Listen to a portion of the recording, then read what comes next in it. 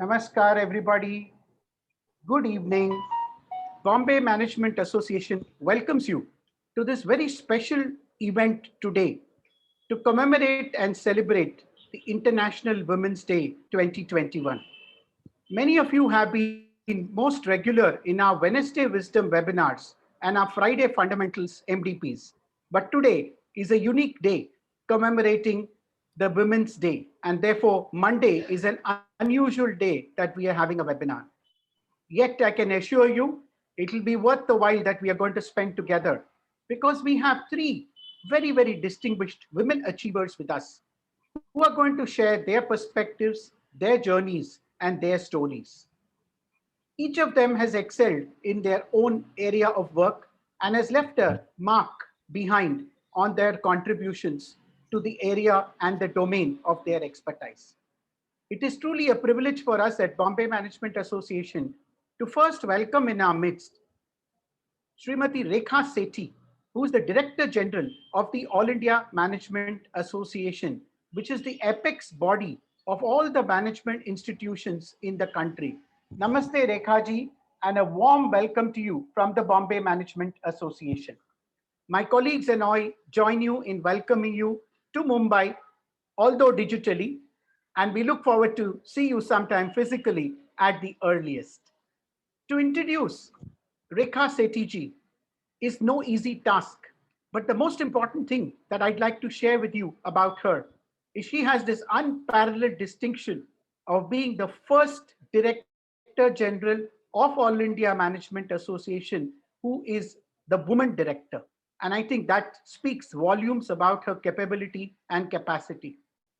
Over a career of over 3 decades, she has earlier contributed a lot to the CII where she was working, and subsequently for the last 13 years has truly been a change agent at IMA, introducing several new innovative approaches, consolidating several existing ventures of IMA, and today, as the world has moved digital in its training and management development delivery over the last 1 year, she has been the forerunner in leading this change for IMA. It's wonderful to have a person of the eminence and stature of Rekha ji here with us. She is, of course, very active, managing and leading IMA. I would even believe that she is perhaps the first CEO level person of any industry association anywhere in the country. Her stature, her expertise has led her to be part of several organizations on advisory boards, board of directors, both in India and abroad. We are truly blessed to have you with us, Rekha ji, this evening, and I look forward to listening to you and acquire some wisdom along with all my colleagues. May I request you to deliver the keynote address and also inaugurate this International Women's Day Conclave of the Bombay Management Association. Namaskar. Thank you so much, Professor Mani. I think you have been extremely kind with your introduction, but thank you nevertheless. Ladies and gentlemen, it's a pleasure to be with you here today and have an opportunity to speak on a subject that is very close to my heart, and I guess to any woman's heart. My compliments to BMA leadership for organizing a conclave on women's issues and to talk about gender prejudices and discrimination. One would have thought that this would be a thing of the past, but even today in this digital age, they are still there. Prejudices still exist, gender discrimination still exists. I appreciate that BMA is trying to sensitize people about gender issues and propagate gender agnostic thinking and practices at the workplace. BMA's socially conscious activities are an example to the other LMAs, and I'm hoping some of them have joined in today and would be listening to this program. The COVID crisis has highlighted the challenges to gender parity, and we must not miss this crisis to kick out gender-based discrimination in jobs and roles. Women have borne the brunt of lockdowns and economic meltdown during the past year. Women workers rely a lot on the sectors that have been the worst affected by lockdowns and restrictions, whether it is retail, hospitality, aviation, entertainment, domestic work. The majority of women simply could not move over to remote work. Also, when companies laid off employees or cut salaries, they targeted women disproportionately. According to McKinsey, women are about 40% of the workforce in the world, but they accounted for more than half the job losses during the COVID crisis. And that is really rather sad because it's always ultimately the women who end up being targeted. But that's still the world we are living in. But I'm hoping that there would be progress and there would be change as we move along. Women have also faced the greatest risks during and from the pandemic, if you look at it, as if you see three-fourths of our healthcare workers are women. At least the media and the government applauded their work and they received public gratitude and abundance. Still, all the adulation and applause would count for nothing if the trying working conditions and low pay do not receive the same attention. The COVID experience must lead to more committed efforts to achieve gender parity at workplaces and also in working conditions, roles, and incomes. This crisis is a reminder that putting women on a pedestal for their services and sacrifices is inadequate at best and insidious at worst. If we want to count on women to serve in a crisis, women should be able to count on its work being valued. It is important to have a positive attitude towards gender parity to bring more people on board. A complaint led bargain will only bring diminishing returns after a point. In my career, I have come across the so called glass ceiling and I have crossed it. And I can only talk about my experience to show that a good attitude backed by performance is the best way to get what you want and deserve. My journey of breaking the glass ceiling started at my earlier organization where I worked for over 17 years. Professor Mani mentioned that, the Confederation of Indian Industry.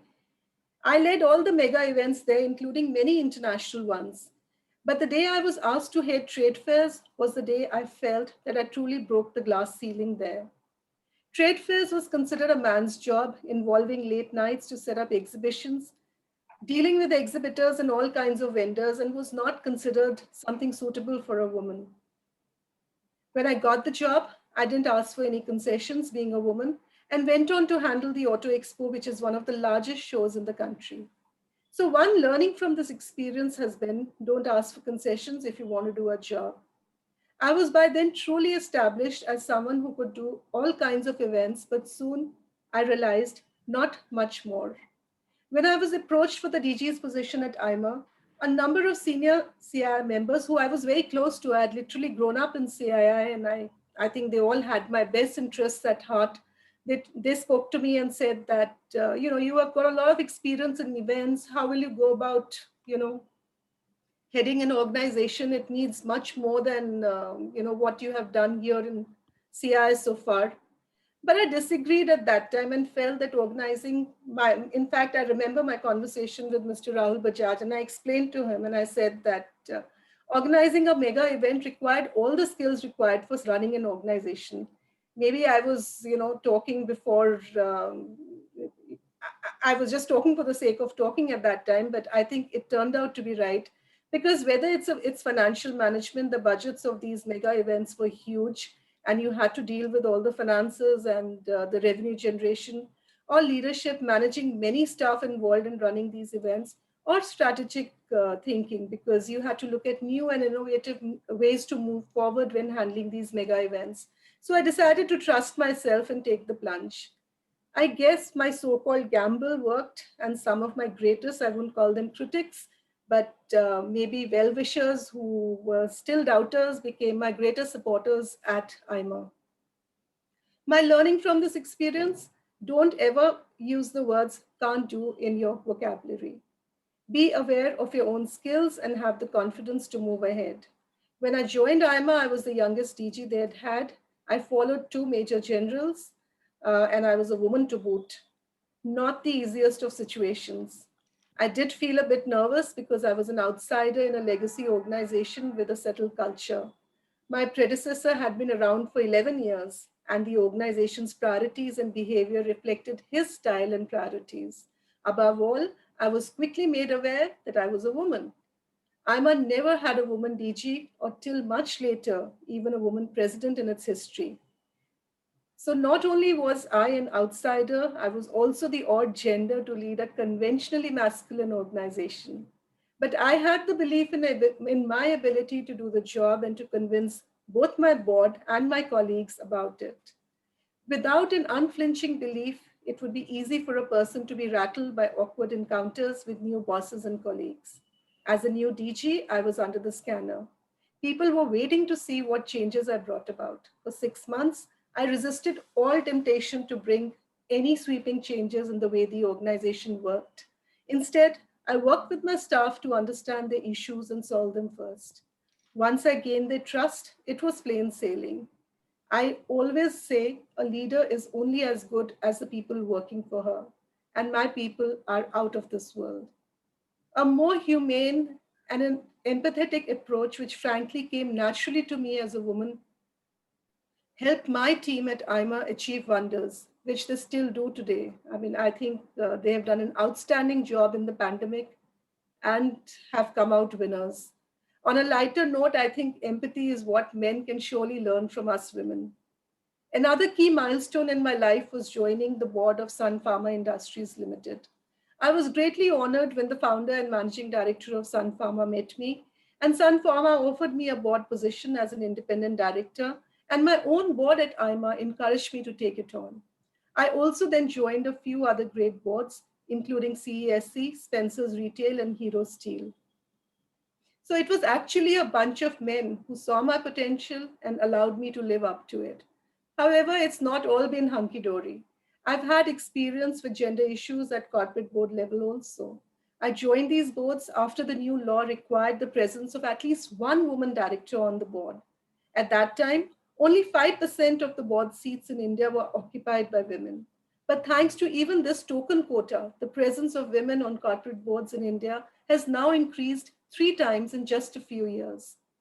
I remember there was a lot of criticism at that time that women didn't need any seats reserved for them and they should be able to join these boards on their own merit. Women had merit, but frankly, these were all old boys, all boys club, and they didn't want any member of the so-called fairer sex to be part of it. So I think these quotas really did help, and it was something which, as I said, the number of women on boards has now 3 times than what it was when I joined the board. But it was not easy when I started my journey as a board member to be a quota member of the board. When you are in imposition, and I felt that way at that time, and a woman too, you are expected to attend just for reasons of compliance. You're not expected to contribute to the mainstream discussions. I had to once again prove myself to get accepted and taken seriously. And once again, I did that by keeping quiet initially and by letting my work speak for me. This need to continuously convince men that you know something and can do something can be exasperating.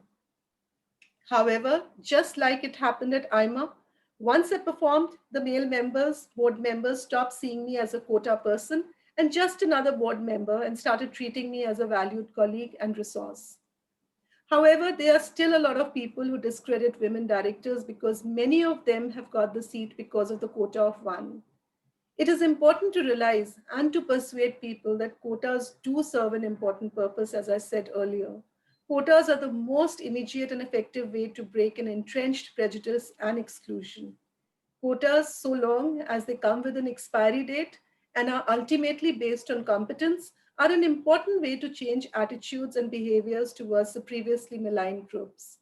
But more importantly, the quota of women directors, which are up to 40% of the board seats in some countries, are pushed by investors who want better returns on their money. Institutional investors want diversity of intelligence and inputs in board decisions so that their companies achieve better results and avoid consequence of clubby governance. Study after study has proved that financial results improve with a balanced presence of men and women on boards. Also, the reputation of companies improves because of women directors, as many of them are more sensitive to environmental, social, and governance concerns. However, while that is the overall narrative of my career so far, and I love what I do, it's not to say that it was all smooth sailing. There have been times when I had to shift attention from the job at hand to deal with gender biases. The most common one I faced was during meetings. When a woman strongly makes a point, she is emotional, whereas if a man makes such a point, he's assertive. And this was really brought home to me by an email sent to me by one of my past presidents just now, Mr. D. Shivakumar, where he said exactly the same thing. And I could, feel a sense of, yes, I have been there and done that. This was really very, very frustrating at times. And many a times I've simply just gritted my teeth and stood my ground. In time, I learned to use the best weapon a woman can ever have. Keep calm and keep a smile. That way, nobody can call you emotional at least. But do what you need to do. I have also faced initial resistance from male colleagues when I joined a new job. Staying calm but making it abundantly clear as to who's ultimately the boss worked for me. This you can only do if you know your job and are perceived as fair and just in your dealings with all. This ultimately helped overcome any resistance very quickly. But to be honest, I really don't think I've had to face too many biases through my career, and I guess I've just been plain lucky in this respect because while I personally haven't faced too much bias, I have heard and I know that there is bias all around. I must have done something right because here I am still heading IMA after 13 years. I think it's a great confirmation of my faith that it is possible to get a fair deal if you bring the right attitude and skill set to the table. An important responsibility of a successful woman leader is also to build a pipeline of future women leaders, but without discriminating against the other gender. Women favoring other women would only flip the roles and not improve gender parity. One has to be careful that the revolutionaries do not end up becoming just a copy of the people they replace. IMA has tried to hire and promote women with leadership potential in every department without rocking the boat. Today, women occupy important positions in IMA in all key areas. Getting the gender balance right in a legacy organization is a challenge, and it takes years to change the composition and character of an organization. One thing I have, however, made sure of is that IMA is a good and safe place for women to work in. As India digitizes and tries to become a manufacturing powerhouse, we have to be vigilant that women do not get the short shrift. The World Economic Forum's Global Gender Gap Report 2020 shows that women are grossly underrepresented in the jobs of the future. For example, in the cloud computing business, women have only 12% of the jobs. In engineering, women have only 15% of the jobs, and in data AI related jobs, women have a slightly better yet inadequate representation of 26%. Digital India needs to be fairer and more equitable. Also, an India with manufacturing aspirations has to avoid the gender divide that prevails in the manufacturing led economies such as Japan, Korea, China, and Indonesia, where women's presence on corporate boards ranges between 2% and 10%. India needs to resolve the paradox that while the new technologies of work and business are extremely women friendly, yet the technology sector itself remains beyond most women. As we build a future on the foundation of technology, we need more women to turn to math and sciences. We also need the right incentives to trigger suitable behavior among both men and women, and companies and families to bring down the barriers to gender parity. Ladies and gentlemen, it's been a pleasure sharing some of my experiences as a woman leader and my thoughts on how gender can be taken out of the career equation. I hope I have managed to nudge the discussion in a positive direction. With these words, I wish this conclave all success in achieving its aim, and thank you very much for having me here with you today. Thank you. Thank you, Rekha ji. That was very inspirational, and I'm confident you set the right tone of discussions that will follow. As usual, you were very focused to the point, and I think the way you presented both the positives and the negatives and gave a very pragmatic view made this entire introductory inaugural address very, very meaningful. I'm going to request Nirmala Mehendale, and I'm happy to introduce her as a former president of the Bombay Management Association. And incidentally, for us, she was the first one who broke the glass ceiling in the Bombay Management Association. So she goes on record always as the first woman president of the Bombay Management Association. So I think in all fitness of the day, may I hand over to Nirmala to make a few observations and also propose a vote of thanks for Rekha ji as she has to leave for yet another Women's Day event at another local management association under IMA. So over to you, Nirmala. Thank you, Professor, and a lot of gratitude to you, Rekha, for coming and gracing this occasion. I personally seen you work, so when I was president, you were very much there. So I can speak from, having seen the efficiency, the effectiveness, and the changes that came in IMA. And so I know as a leader of a large organization like IMA, the challenges that you have highlighted are so real and so down to earth. And at the same time, you humbly acknowledge that some of us who have been privileged, possibly, have to be grateful that we come into that very, very, very, very small percentage of women who have had things like education and family support and stuff like that. And so thank you for bringing that. Another thing that I take back is how women leaders who are naturally inclined to empathy and compassion can actually lead in their own styles and yet be extremely result oriented. And there's nothing soft about using that inclusiveness when you deal with teams. And I think the pandemic has highlighted for many of the so-called aggressive style of leading that it has its pros and it has its cons. And if women can just learn what's naturally comes to them and get result, I think we'd have a better world for all of us. So I'm this great believer that it is women who lead, encourage other women, at the same time be mindful that there is no, compromise on results. And it doesn't come, as you again shared, with any kind of, concessions.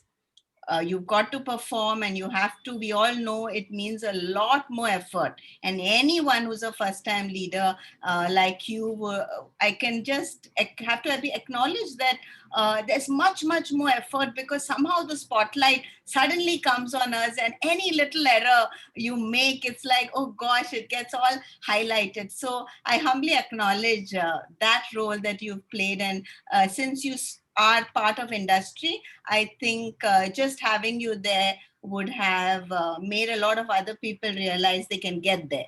And I think that's the biggest role, those of us who aspire to be leaders as women, we encourage the next generation to also aim higher. We also work with men who start looking at the possibility of a gender equation, which is about equity. And and it's not necessarily a world where one is better than the other. It's a world where we all complement each other. And I think, and I can see that in the Women's Day post, I keep looking at the last maybe couple of years and I see the posts are changing, right? And the very fact that the type of posts are changing, to me, is possibly, it may seem shallow, but it's a reflection of the times. And it's a reflection that women want far more than the 40% discounts and the spas and the diamonds. We've moved far, far, far ahead of all that. And we want to make our mark and be respected. So thank you for being here. And I'm grateful on behalf of the Bombay Management Association. Thank you, Nirmala. It was a pleasure being back with BMA. I wish I could have joined you physically, but I think that will need to wait another day. Thank you, Professor Mani. Great pleasure being here with you. And thank you, everybody, for giving me this chance to speak to you all. So with these words, namaste. Namaste, and thank you once again. I can't express in words what a glorious start you have given to this conclave by setting the right tone and citing the right directions for thinking. As our participants are aware, our next two speakers are also leaders in their respective segments. One from corporate world, the core industry segment, and the other from the academic institutions where women are employed in plenty, but women leaders come rare and few. Let's move on to the next speaker who's already here with us. I'm delighted to welcome in our midst Maria Wallace. who is the Vice President Human Resources with Castrol, India. To introduce Maria is a great pleasure for me because she belongs to the same alma mater as I do, the Tata Institute of Social Sciences. What's interesting about Maria is she completed her human resource program from the Tata Institute of Social Sciences almost about 3 decades ago. And the first job that she took up was in a factory working as a human resource professional, something which I think was unheard of in the year 1992 when she graduated. And I think, as Rekha was saying in some other context, she started her efforts and journey to break the glass ceiling way back then. After a couple of years there, moved on to a very interesting role with ILFS, and subsequently, for the last 17 years, has been with Castrol BP, then and now Castrol India. Worked on several assignments across India, Asia Pacific, and globally. A specialist in training, having completed her training and development course too from ISTD. Maria is one of those human resource managers who actually walks the talk.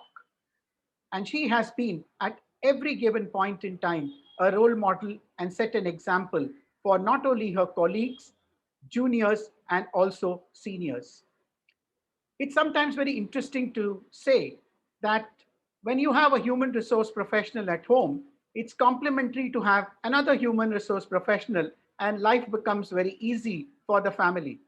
I'm also delighted to welcome in our midst Professor Dexter Wallace, the better half or the equal half, if I may say, of Maria Wallace, who incidentally is also very regularly teaching at the Jamnalal Bajaj Institute BMA led Leader Next program since it was conceived, an alumnus from the NMIMS, an industry veteran in the field of marketing, sales, and human resources, has been a consultant for over a decade.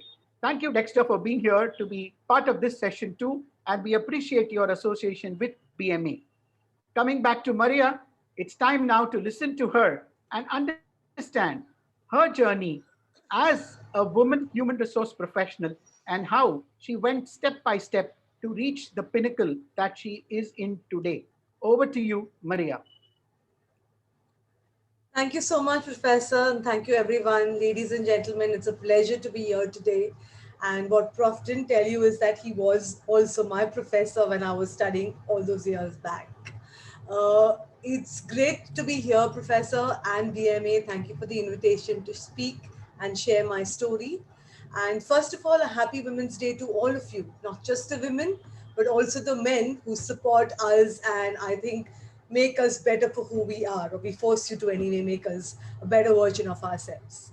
The theme this year is choose to challenge. And for me particularly, the element of choice is what just makes it very, very practical and truly empowering. And I think empowering not just for women, but for the men who I know today look forward to the value that women can bring into the workplace. And Rekha did allude in her conversation a little bit of that, where she said that investors do want to have that diversity in. As mentioned, I am an HR professional with almost 25 plus years of experience in the field spread over 3 organizations. Growing up, I always knew I wanted to work and be in a field that would make a difference.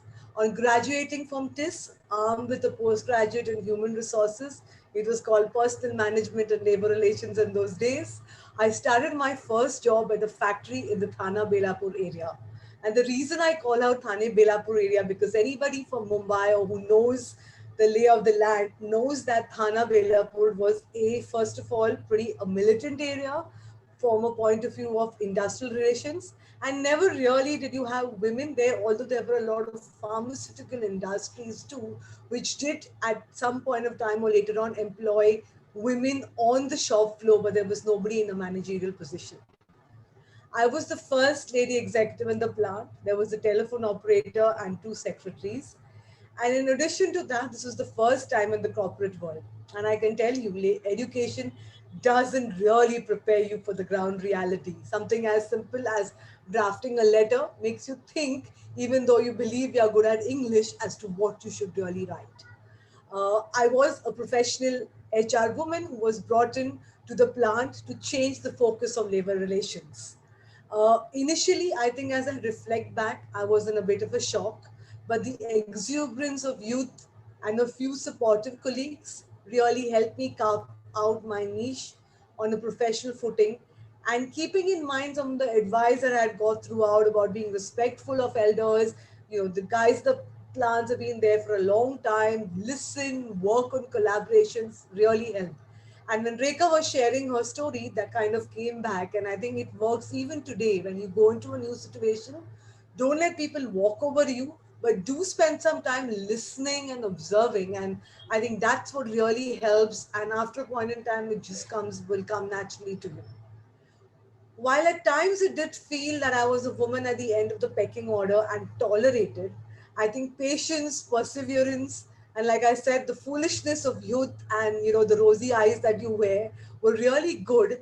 And being very professional, being trying to be good at what I did, being thorough at what I did, really helped me carve out a niche for myself, because then they realized that there was value being brought in, and I was just not a nice statistic to be talked about at board meetings, or when any of the investors came to visit the plant, or when we had investor meetings.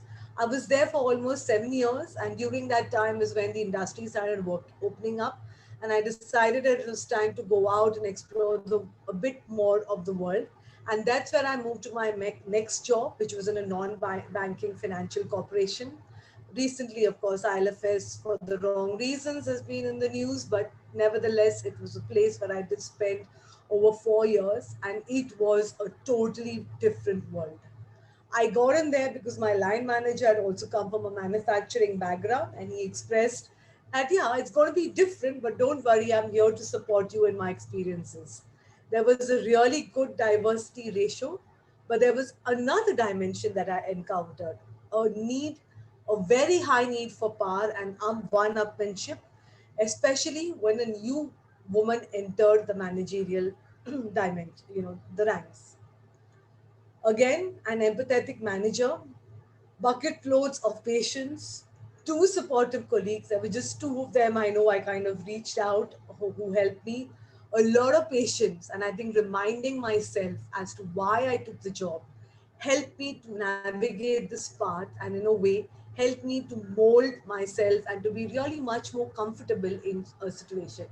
And today I think that learning was great, because allowing myself to stay strong, to steer the part, to go with what came has helped me be able to handle any situation. And for me today, it's like take a deep breath, let's break it down and get on with it.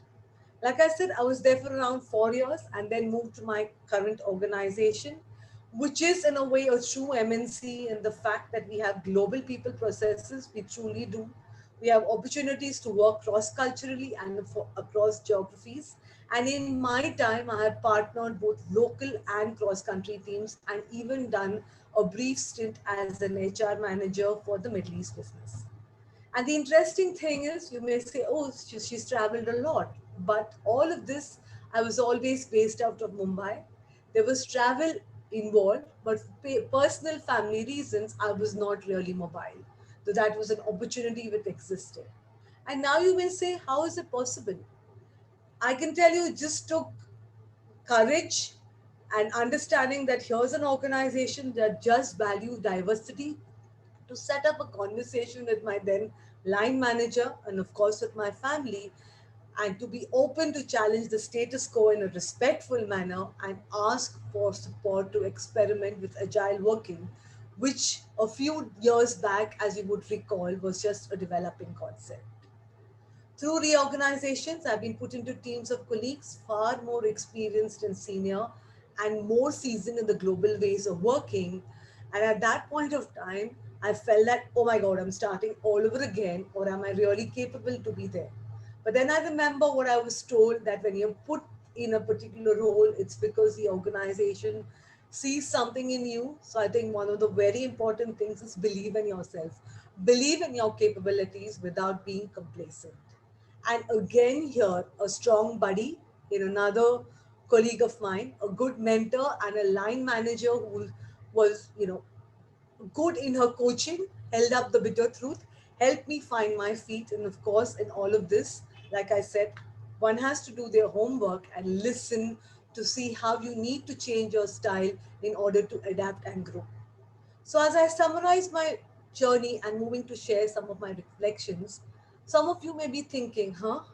So, in order to keep changing uh, and growing, you have to keep changing, you have to keep reshaping yourself.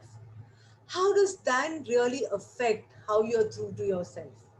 How do you keep your identity intact? Because isn't that something we as professionals pride ourselves on? And to this, I would say life is about change. The butterfly goes through painful metamorphosis to be the final beauty that we behold. Is that not so? Truly, change is the only constant in life.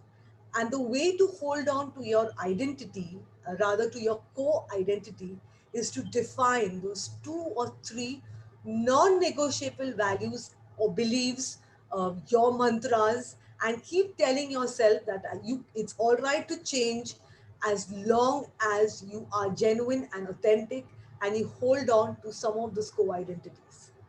There could be a point of time in your life where you sometimes examine and say, do I need to hold on to this belief about my view of the world?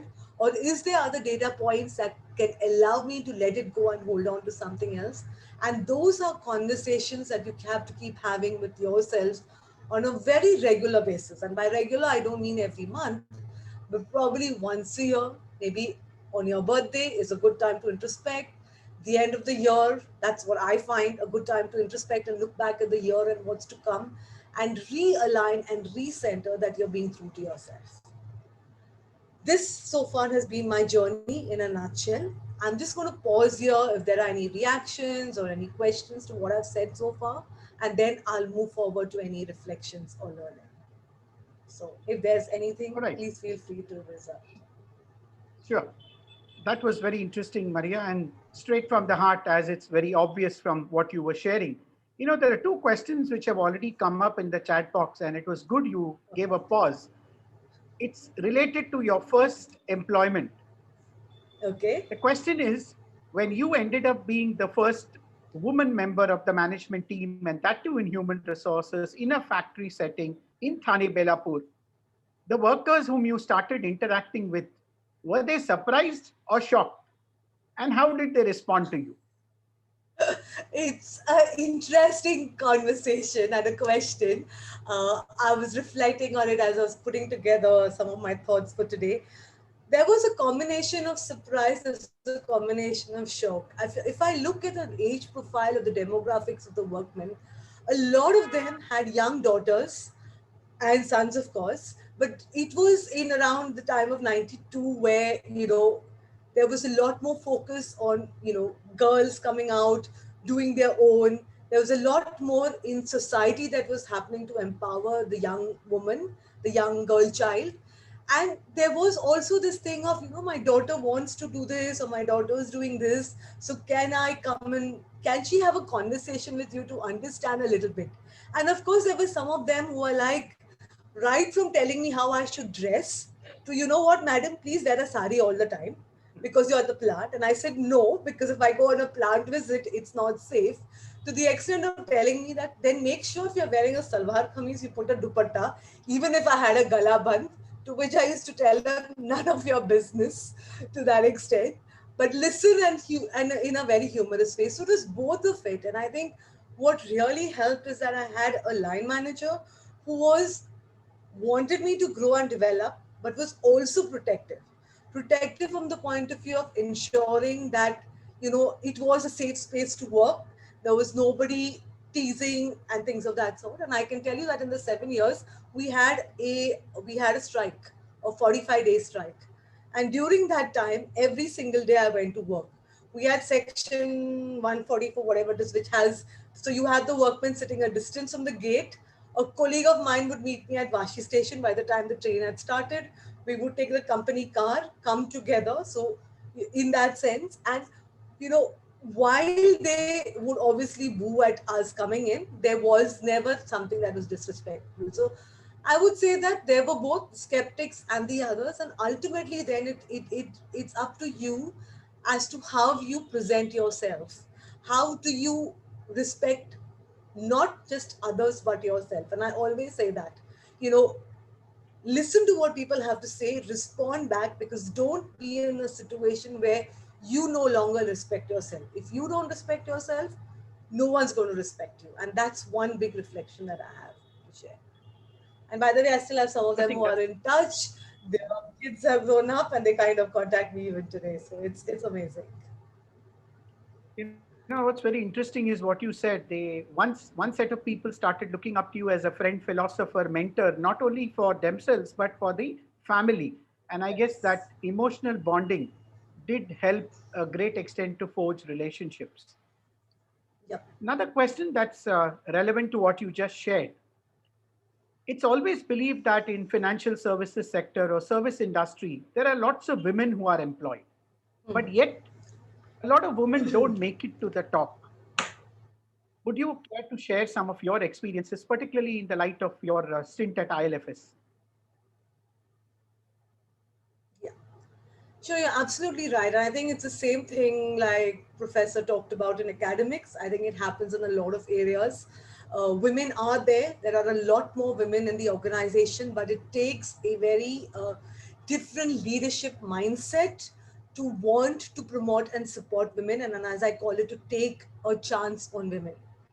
So I think the entire thing is also about this entire education on what I call diversity and inclusion, and how do you do it at all levels, and how do you actually start with your management trainees and those professionals who come in, because they are your future leaders.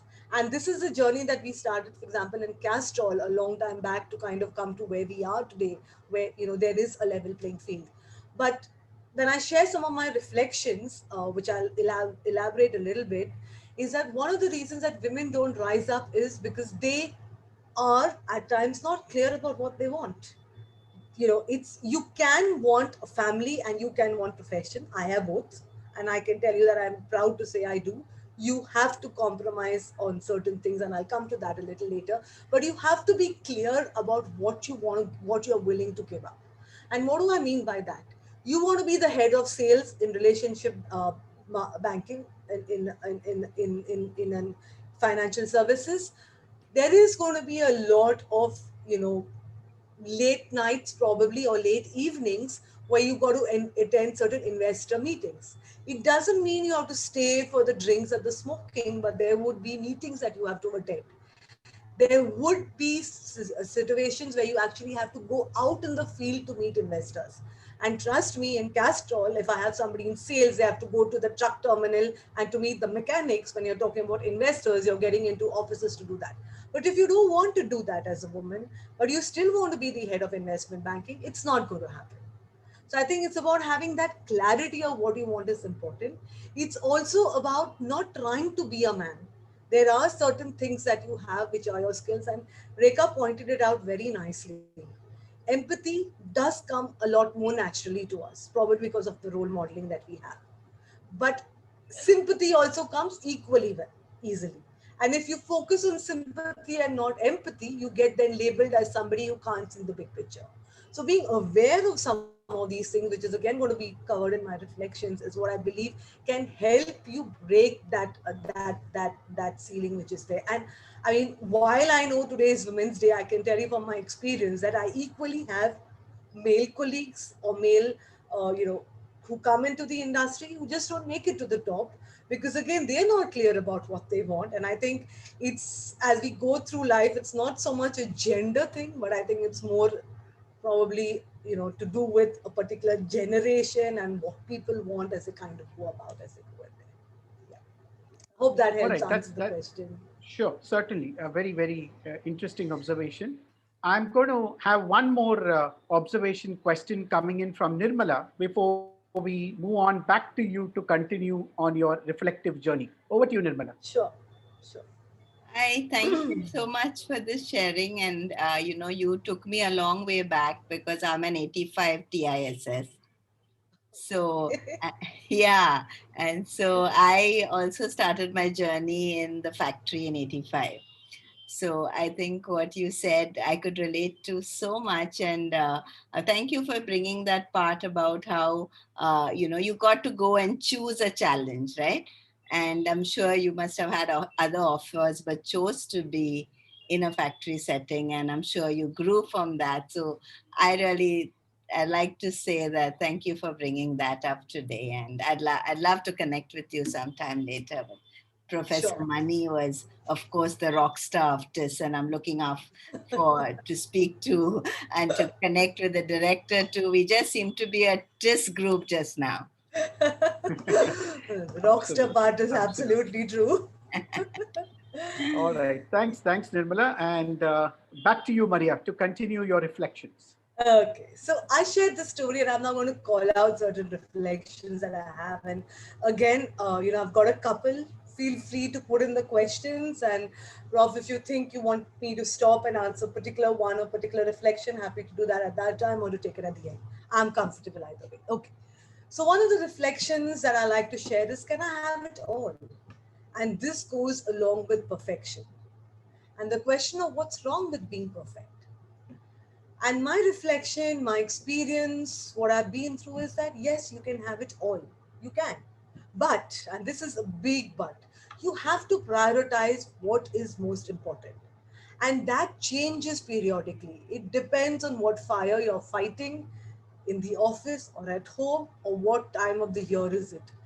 If it's annual school exam time, which you know well in advance, it would be make sense if you're very involved in your kids' studies to spend time around it or to take some time off, not because they can't study by themselves, but that would give you a little bit of time to be around the place if that's what you work. If it's annual pay review time, it's about having the conversation with your family and saying for the next 10 days, 3 weeks, you're not going to see me, or I'm going to be treating the house like a hotel and just come in and go and do what I have to do or be locked up in my room working from home as we've been for now. So prioritization and balance is what is important.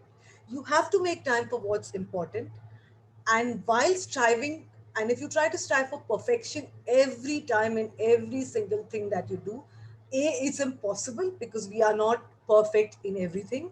Second, it will certainly lead to early burnout. So balance and prioritization is the key.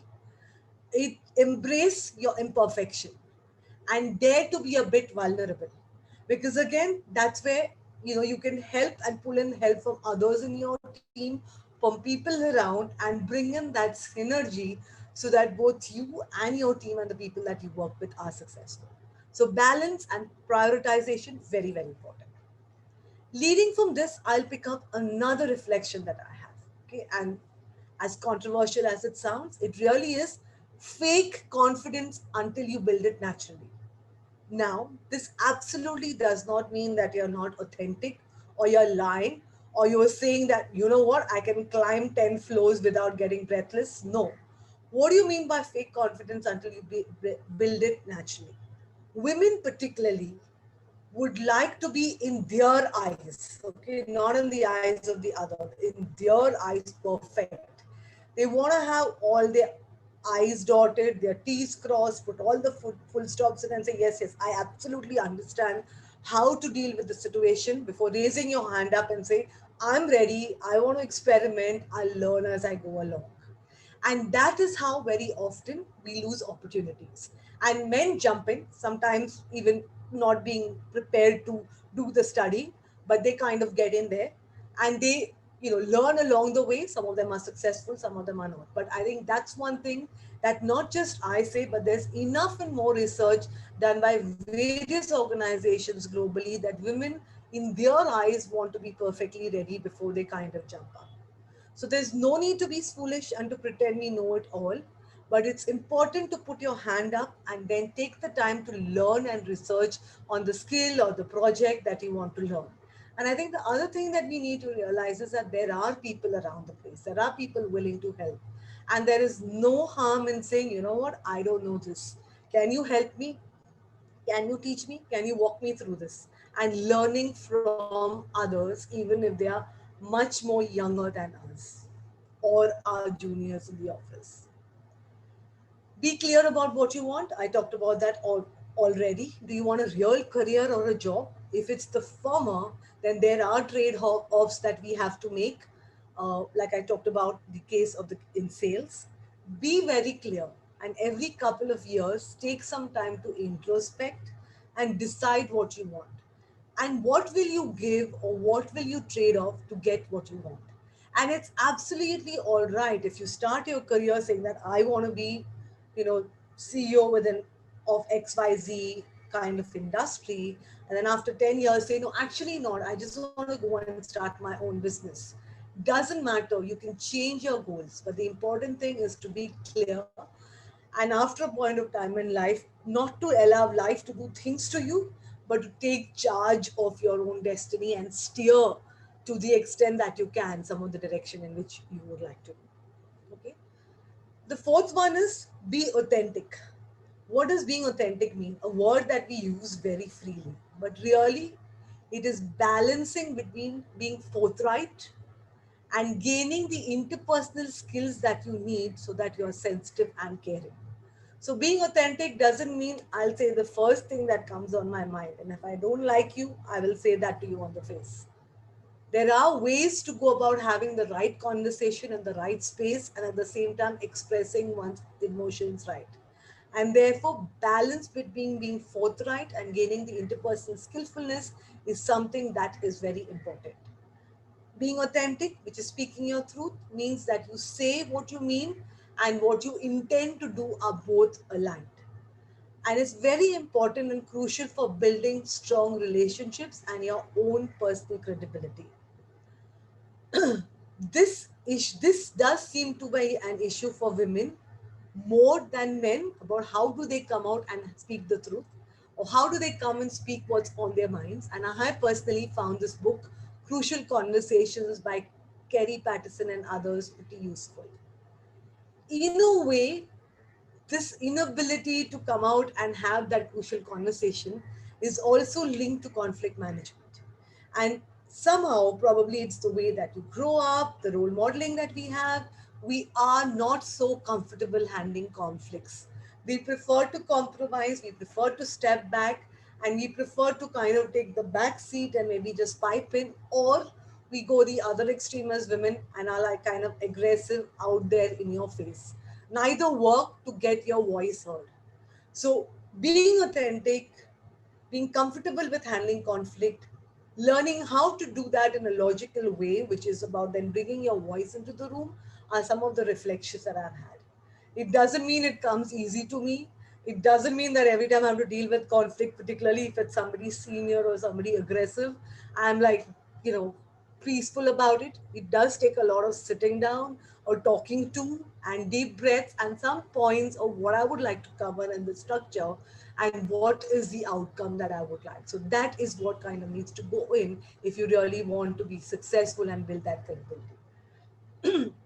The other thing is being comfortable using data. Uh, Another thing that we sometimes as women are not always comfortable with. It doesn't mean taking numbers and just throwing it out, but using numbers to help make your argument, and also not forgetting the role that intuition has to play.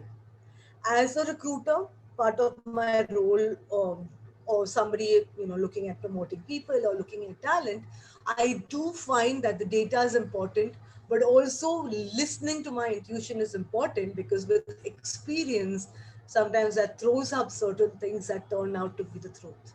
And when you're in a panel, or when you're with colleagues in a panel recruiting, what I've found personally good is to have that conversation of the data, but then talk about the feeling part of it. And I, I don't think I've ever come across anybody of my male colleagues who turned it down.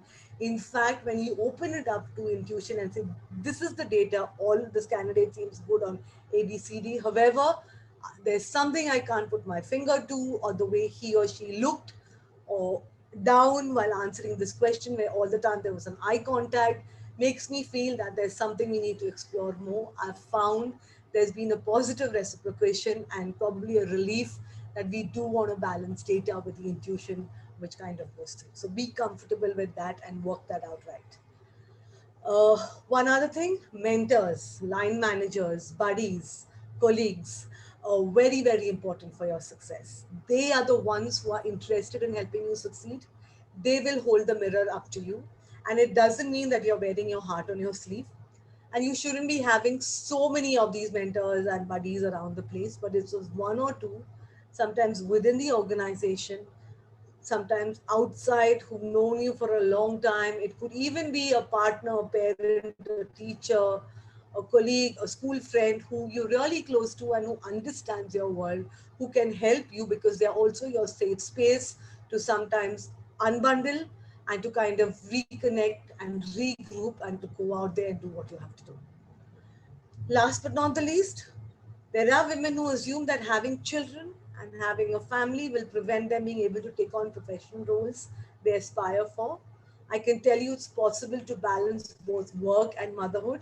I've had some of my colleagues across the world with whom I've had these conversations. We used to do a women's development offer and talk about this aspect. And I know someone, she's really successful. She kept putting off starting a family. She's now got two lovely daughters and has come back and is as strong as professional.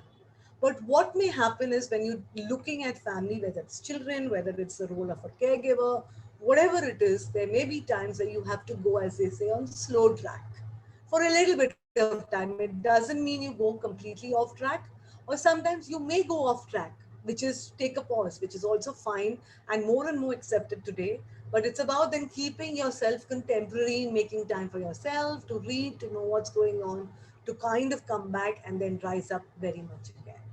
And apart from these things like, spending time on your personal brand, and that doesn't mean, your clothes or just the way you do your makeup or the way you look, but your personal brand is what is unique about you, what do you bring into the table, whether it's your energy, whether it's your optimism, and, your smartness, whatever it is, being aware of that and working on that personal brand is important.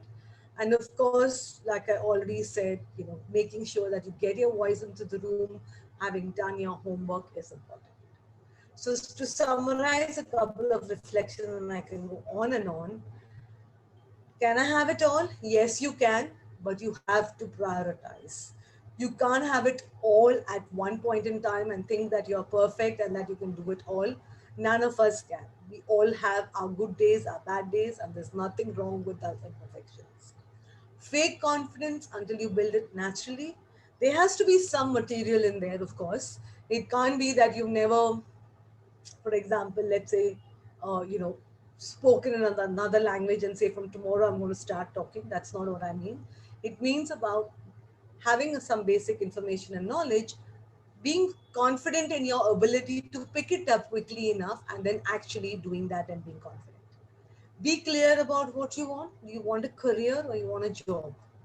And at times of life that can change, quite all right, just but be clear, because you do need to make the choices. Be authentic, get comfortable with conflict, uh, reading, using data. Mentors, line managers, buddies, and colleagues, like I said, are the key. And there are so many other things to keep in mind, like your personal brand, resilience, very important.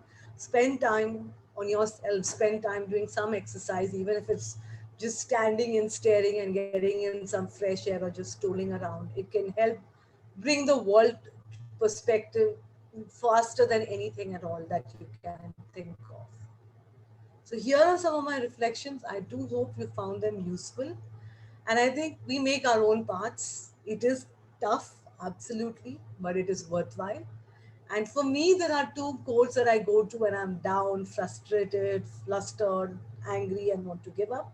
One, the road to success is always under construction. And to that, I add, therefore, I can make it what I need to make it, right? And a big one for me is this too shall pass. And it has all this time, and I'm sure it will, because the circle of life goes on. The sun shines every morning, no matter what happens. And it's for us to find the right perspective of what's happening as we go on. So thanks so much for listening, and happy to take any questions that you have. Over to you, Prof. Thank you. Thank you, Maria. That was a wonderful set of reflections. And I'm sure all those who listened to it carefully would have found a lot of meaning, even further, connecting it with various stories that you had also pointed out and shared with us. I have a couple of questions which I'm bringing to your notice. Since you have had the experience of working both with Indian companies and a multinational company, what are some of the important differentiators, particularly when it comes to diversity? Could you share some of your experiences? Yeah. Certainly, happy to do that. So I think when you look at an MNC like the company that I'm at currently, and where you have others like you have PNC, PNG, Unilevers, etc., which have people in their leadership team from various communities and across. What happens is there is a social system set up which anyway allows people to bring in diverse thoughts and ideas, and there is therefore because of that a lot more challenge that comes in, which is a positive challenge that helps you to kind of grow in, and that comes of course naturally to some cultures, not so naturally, but supporting one another actually helps to bring it up. So I think that's one thing which happens when you're truly in an MNC. They also have a larger vision which is more over encompassing, so that makes it easier to drive certain initiatives. When you're in a wholly owned Indian company, if the leadership is one that is very forward thinking, if the leader team is one that wants to make a difference, it certainly is easier to come by. But if the focus is more on the bottom line with things like diversity and inclusion, more being something to showcase as, hey, we are doing this also, we have so many women, we have so many things there, without really investing some money or taking some affirmative actions or holding the line, whether it's on recruitment or investments, it is takes a lot more time to come. Having said that, I must say in my career, where I started, like Prof said, 3 decades back, there's a lot more awareness even in Indian organizations, particularly the ones which have professional leadership, on the value that diversity can bring in. And while we talk about gender diversity, the other diversity is also in terms of physical disability. And I do believe that some of our Indian MNCs are far more um, ahead of the game as far as that goes, because they again don't need to go through a lot of hoops of approvals and processes for certain things, and they can kind of do it locally. So pros and cons in both. uh, it again all boils down to the leadership of that organization, no matter how big or small. And that I truly believe that the leader sets the tone and makes the difference. You can have anything on the wall, but if the leader is not walking the talk, not going to happen anywhere else. So, hope that helps. Certainly. I guess leadership is the key differentiator, as you have indicated so correctly. Hmm. Another related question is, you've come across people working in corporations. They may be multinational, they may be Indian, in India. How does it differ culturally when you talk about such multinational corporations operating out of India? Are there differentiators again when it comes to diversity issues, handling women's issues, and so on? There are differences. It's when I reflect on it, sometimes we have a mindset of saying that the West is far more progressive as far as diversity goes. Okay, and to share an example, I was pretty horrified a couple of years back when I learned that in the US, their maternity leave, okay, maternity leave was only 2 months as far as the government. In India, our maternity leave, 3 months plus one extension, and the banking sector was ahead of us to give 6 months even a long time back. Today we are at 6 months. And for example, our organization, BP, has mandated that in the US also they would have those 6 months now, which are in there, but the environment has not changed. So I think whether you work in, an Indian organization working out there, I think a lot is to do with the culture of that particular country. Okay, ASPAC, Asia Pacific, is far more common.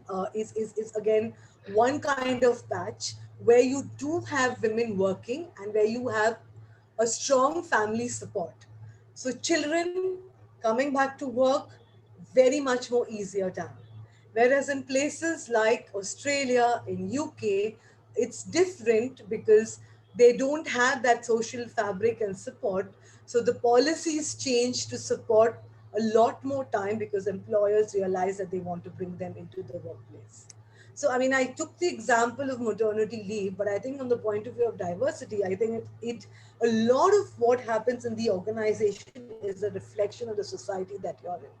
A progressive society brings that diversity in automatically because your people coming into the organization, whether they are your new joiners, whether they are your graduate intakes, whether they are more professional, come in with that mindset and role modeling. And I think that is what is the differentiating factor. But organizations which have a clear mandate make that change in society, make that change in the ecosystems that go into. And therefore, when you're in a large corporation with the right leadership, with the right values and behaviors, you can really, pride yourself on being a force for good in the society that you're kind of working in, as you can see with a lot of large corporations. So it works both ways.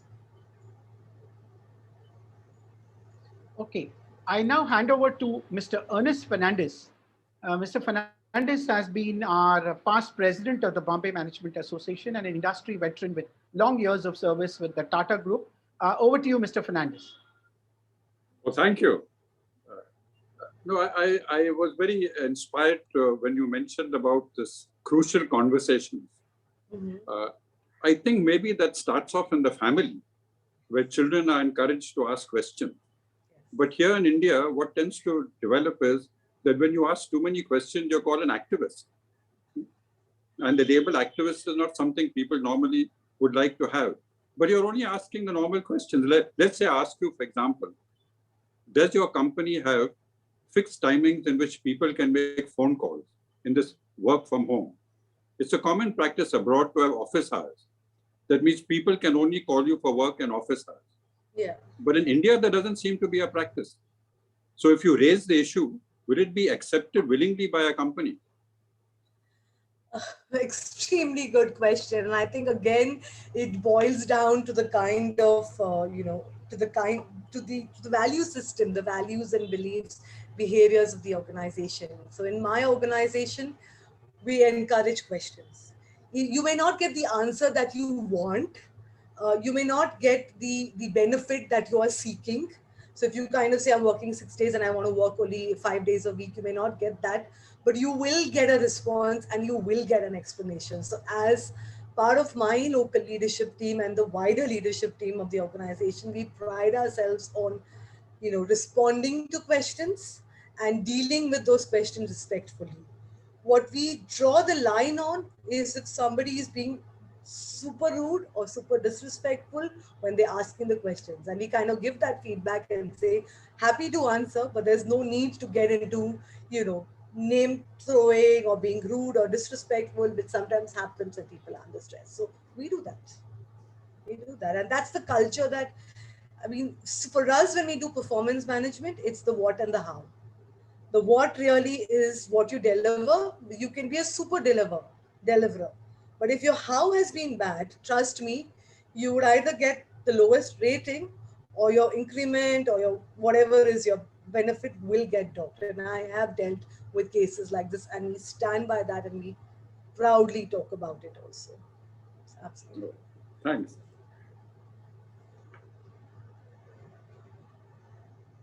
The next question pertains to performance management. You've been talking about it in more than one context. Could you share some of your experiences on how do you tackle non-performance that comes out of monotony? And this is, of course, true for men as well as for women. But if you can share some of your insights on how do you tackle this? Because, like they say, an idle mind is a devil's workshop. So I think monotony also leads people to become idle or become non-performers. So would you throw some light on this, please? Okay, happy to do that. Not really connected to Women's Day, I know, but happy to do that.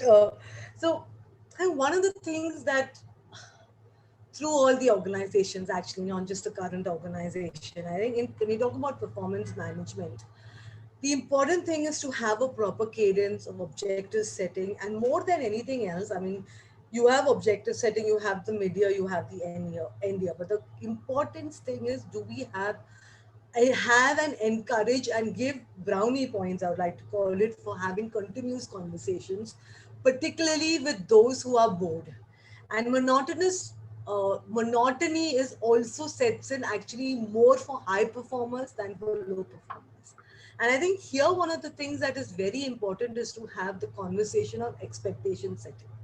There are some people really superb at their job, but they want something new every 6 months, or they want a promotion every year and a half. Doesn't happen, particularly where structures are much more flatter and where you need people to stay for at least 2 years to 3 years to complete a cycle and to really bring a difference. And that's where it's important to have the conversations on expectation management, which steps back is how do we as human resource professionals train our line managers and help them to have not the courage, I won't say crucial conversations, but to have the courageous conversations, because it does take courage to have those conversations and to, manage the monotony which it comes in. And I think at some point of time, it's also about having with the leadership those honest conversations or saying that, you know what, this individual, great performer, but doesn't have the right values, is not going to be here in the long term. His or her monotony is actually creating more issues down the line. It's important to kind of have a very honest conversation and let the person go if they want to go, although they are a great performer, because probably the timing is not right. It's easier when somebody is a poor performer because there's data and there you can put the performance improvement plan and give the warning letters and do what you have to do. But monotony, being monotonous and having that boredom with a high performer is a very, very, very dangerous combination that I think we should, deal with immediately and nip in the bud. Otherwise, it will spread through the organization. So, and that's Yeah, with that's a very valid point. both males and females, actually, anybody. Absolutely, absolutely. I think that point you made about monotony setting in for high performers when they find that the challenges are waning, then they are not able to do their best could be more critical an issue to handle per se. Another question which is there with us: how do you find a mentor? And considering the social fabric that we are in, and as you rightly mentioned, culture is very important in the organization. Finding the right mentor is a challenge, and the question comes from a woman, and therefore the question, which is part two, is how does it how does a woman find a mentor without being misunderstood and ensure that you find the right mentor? Your advice and wisdom, please. Okay.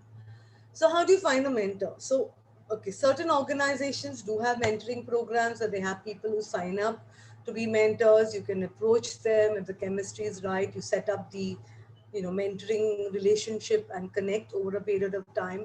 When you work in, not just global organizations, but probably in a larger organization, and you see a senior woman or a male who you believe is a role model and can help and you want to emulate.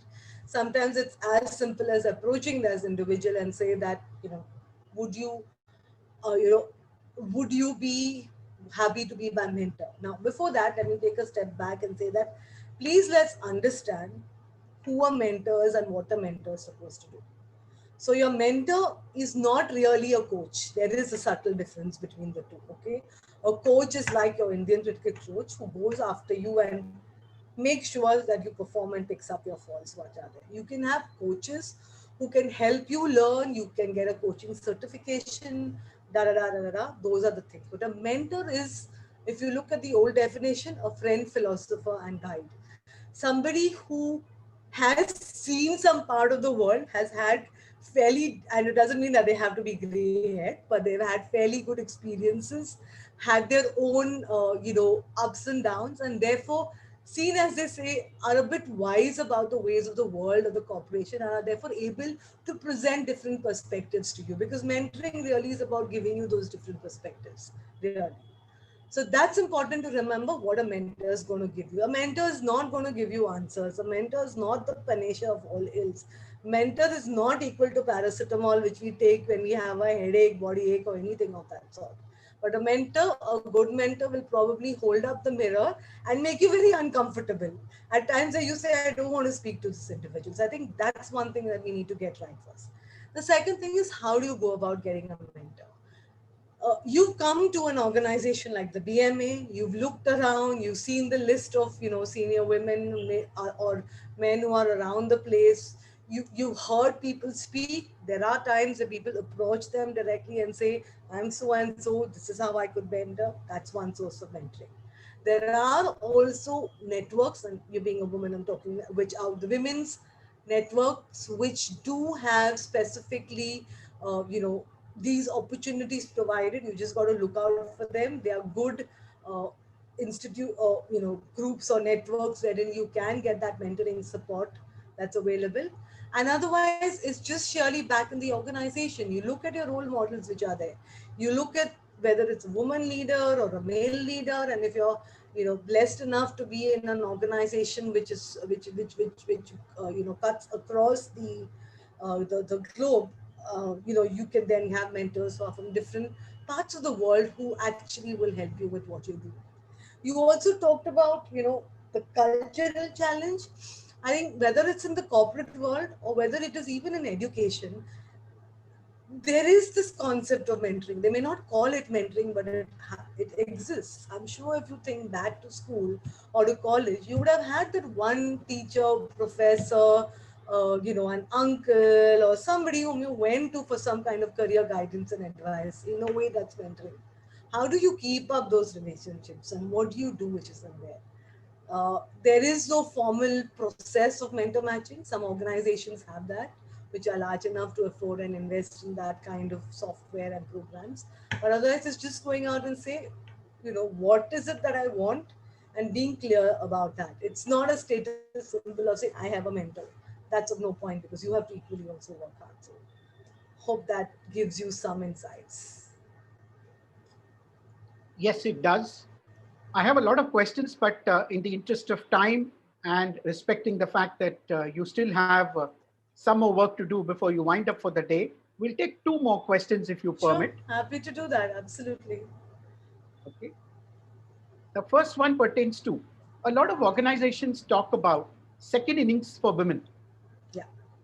Now, what are your views? How does these programs work? Is it really something that every organization can offer to its women employees? Could you throw some light, please? Yeah.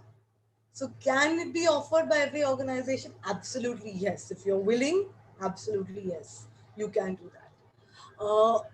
What does we've had, I think, particularly, actually, surprisingly, in the HR area, when we've had, we've needed additional professional pair of hands, or when we've been struggling to get somebody on permanent, we've actually gone out to the market and said, can I have a return to career woman who's been on a career break, whether it maternity break, career break, for whatever reason, but who's interested in coming back to work and now wants to concentrate and focus on coming back to where they are. And we've had a lot of success in the HR area, in aspects of recruitment, business partnering, even in reward, even in that particular aspect, and in some of the other sales operation support roles.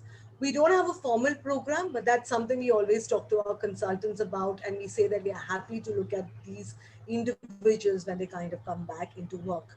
Do they work? Yes, I do. I think the Tatas are actually a extremely good example of how second careers have worked. I mean, I know they labeled it very well, and they had a very formal program which they put into place, and that's worked very well. There are also certain recruitment agencies who have one of their verticals which specialize in providing or connecting organizations with such individuals who want to kind of come back to work. And it doesn't need any further investment. It's just about you being willing to take them back, being willing to also have clear policies around what pay band will they come at. you obviously are not going to compensate for the gap, whether it's a male or a female. And that's my HR hat speaking.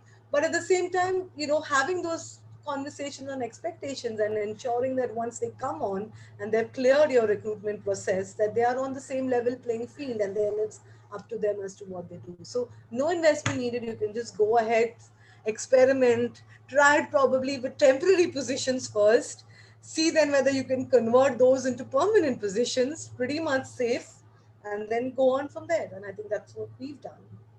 So hope that Okay, helps. that's very interesting. I'm going to now hand over to Mr. Ramesh Daswani.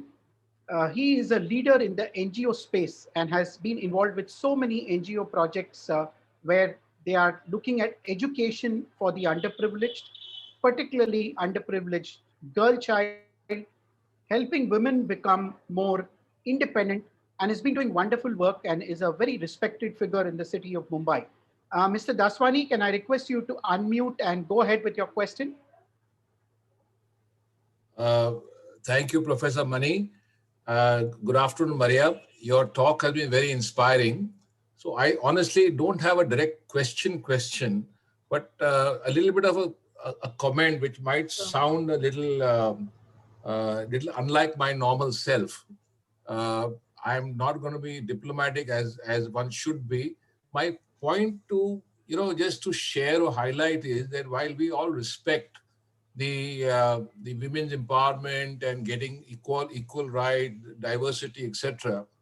But of late, if we notice and if you accept that in the last few years, this entire philosophy of diversity and women empowerment has gone to another level of extreme, even in terms of being conscious about uh, uh, situations in workplace, women taking advantage of certain situations.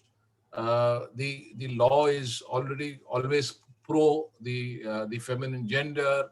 So, what is your view on this situation today, and where do you see this going? Because the way it's accelerated, I have known of cases where women have taken undue advantage of the kind of law which prevails. So I'm sure you all understand what I'm saying. You're talking about the POSH, right? The Prevention of Sexual Harassment Law. So basically, yeah, I mean, I'm just trying to share a comment, share an observation that I don't know where we are landing. Happy to take that. And, the reason I'm smiling is I think it's in a way something that I alluded to in my conversation where I said that women have to be very clear about whether they want a job or a career. Okay. And when we hire, sales, particularly frontline sales, they have to work out in the market. And we have had cases, like you said, of, not being able to handle things or not being clear about what they want, and then therefore trying to become the victim and hoping that the organization supports them in what they do. What Right. helps in this, Mr. Daswani, is, continuous education of the organization and the line manager on our values and behavior. So respect is very, very important. That's one of our values. Okay, and and talking about how it translates. Uh, Treating both men and women with the same issue, because trust me, men also have similar issues of I can't go to this location, I can't do this, on par, and having those clear documented conversations, which we do. Coaching line managers continuously and all the time, and being available to role play with line managers so that they have the courage to have those right conversations.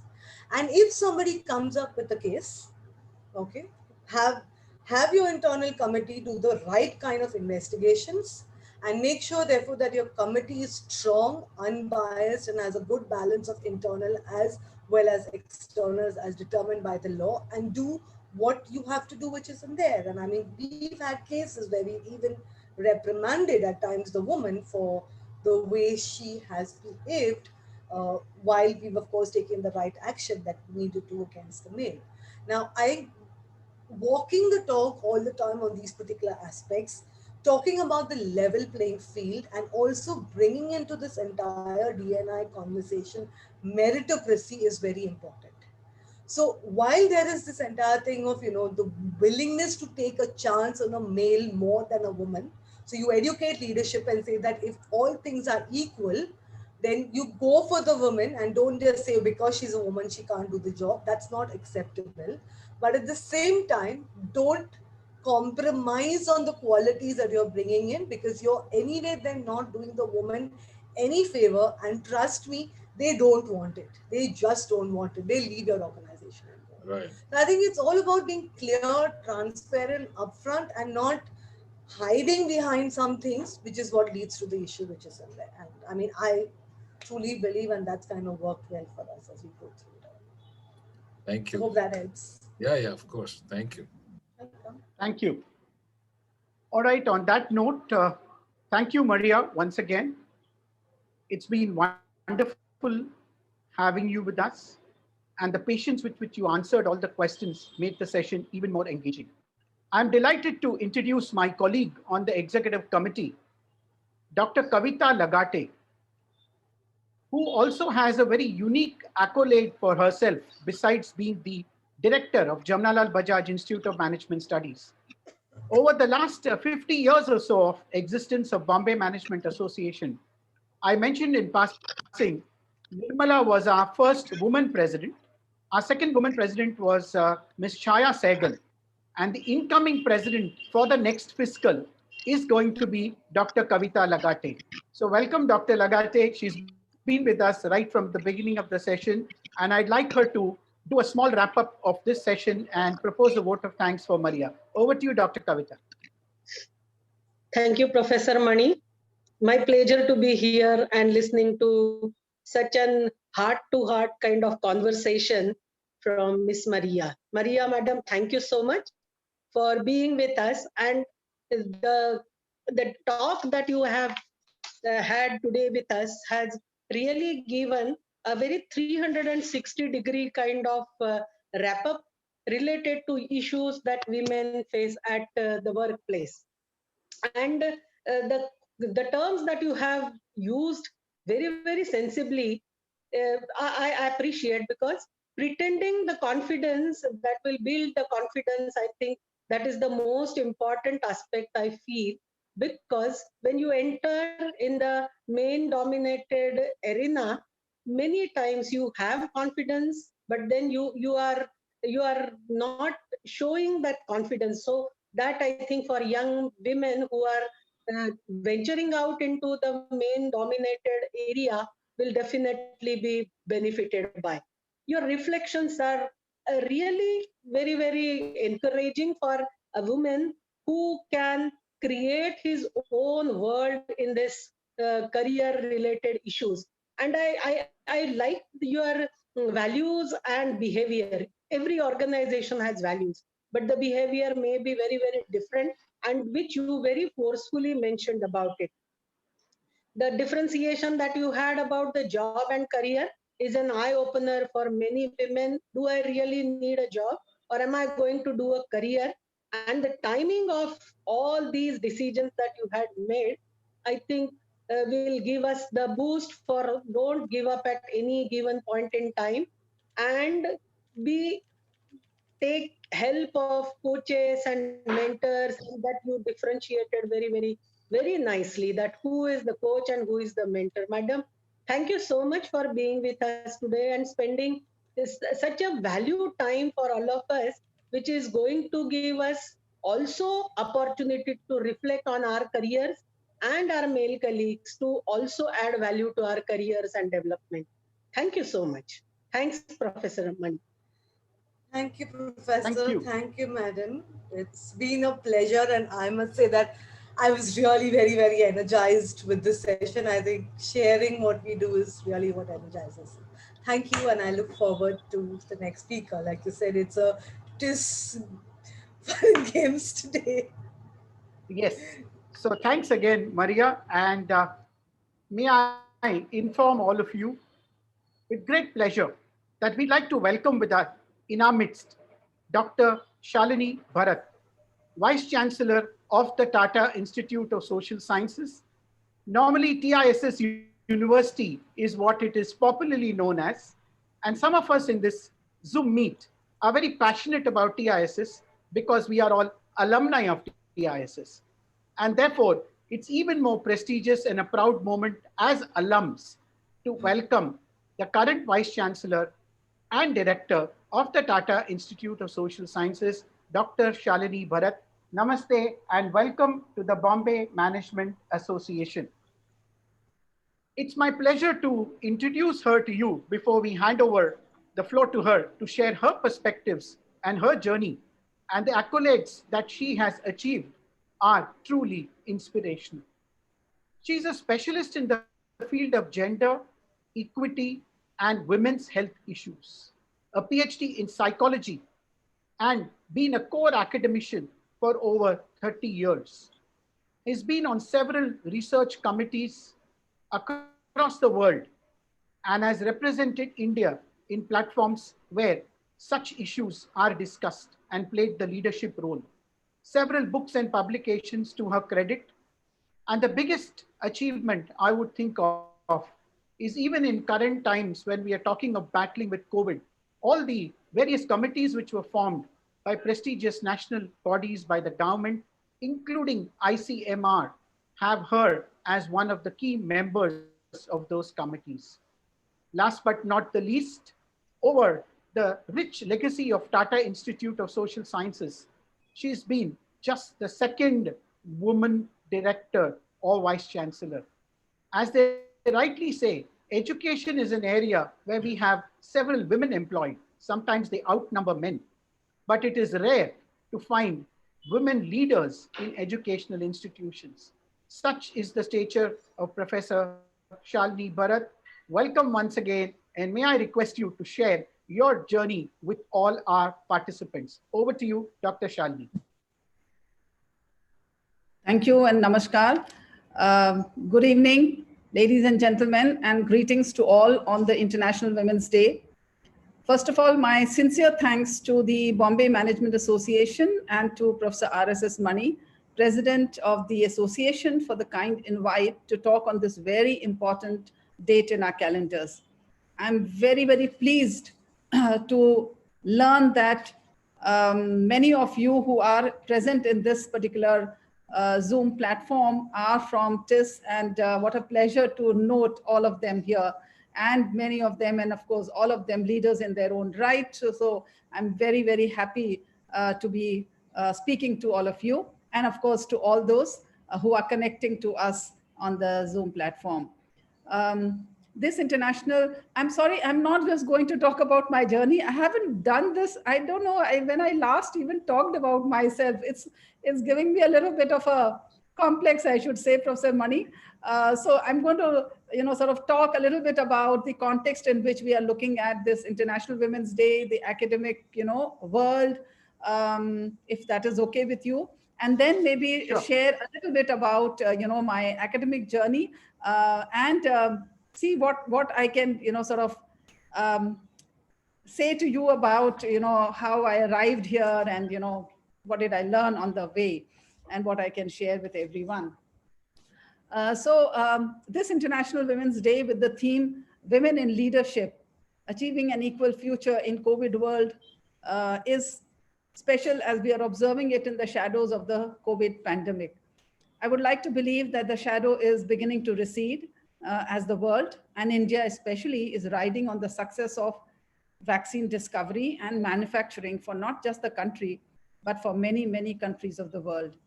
It may take some more time, I think, to tame it fully, but perhaps with masks on and vaccination on our arms, we may tide over this crisis in a foreseeable future.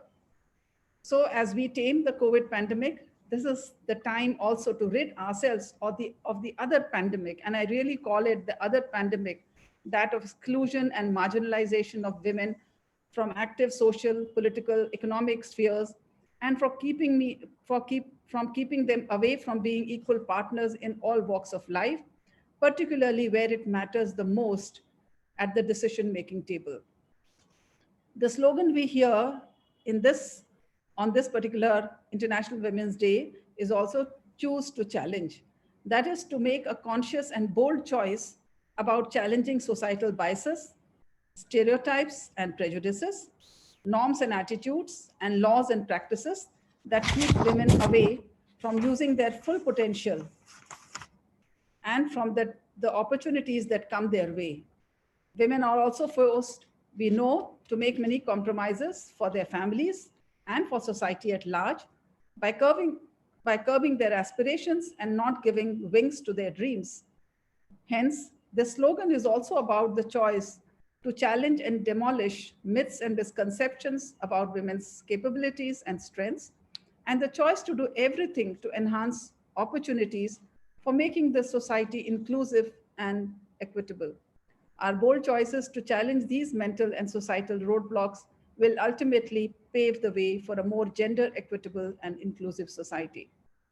I'm thankful to the Bombay Management Association for including women leadership from the academic world. The academic world suffers from a gender gap at high positions, like all other sectors. Just to build a historical perspective, India got its first woman vice chancellor of an Indian university in 1949. Hansa Mehta was appointed the vice chancellor of the Baroda University. She's credited with establishing the faculties of home science, social work, and fine arts in the department in her university. And to this day, the university produces some finest scholars and artists from each of these faculties. So just after independence, this visionary vice chancellor took the decision to add three new areas of study and research. Now, over 7 decades later, India has only about 7 to 8% women vice chancellors in its 993 degree granting institutions of higher learning. I'm talking about the ones that are aided or supported by the government. There are, of course, many private institutions, and I may not know about those. Of these, only a handful are women vice chancellors who are heading technical institutes, amplifying the gap further when it comes to science and technology fields. This is not only in India and in academic spheres alone. We know that in 22 countries have women leaders and only 24.9% national parliamentarians are women. It is noted that at this rate of progress, it will take 130 years to achieve gender equality among heads of governments. In the corporate world, you may be knowing better about the gender gap at the level of CEOs and board directors.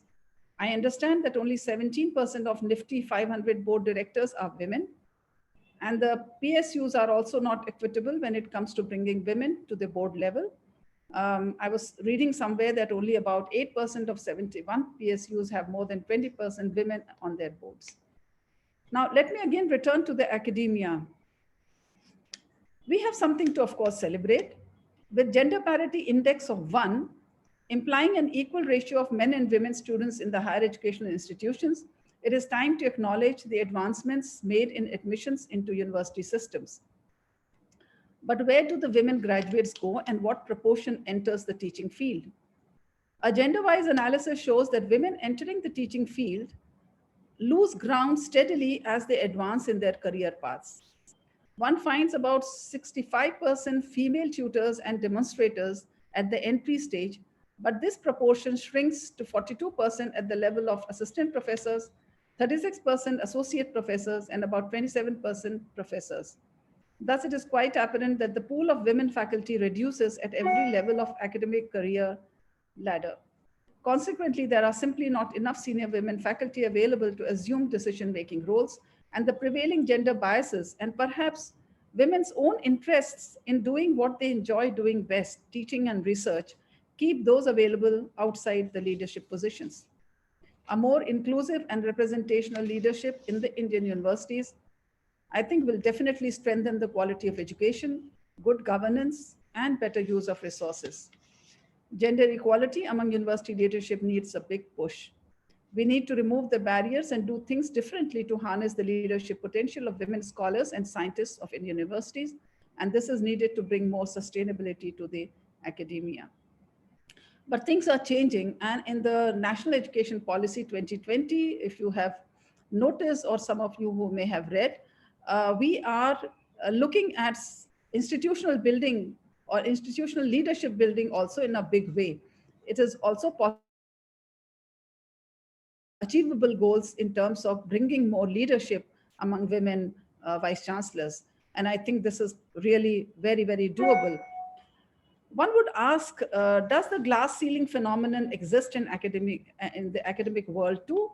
And what about the glass cliff effect? I think the lack of women academic leaders seems to point in that direction.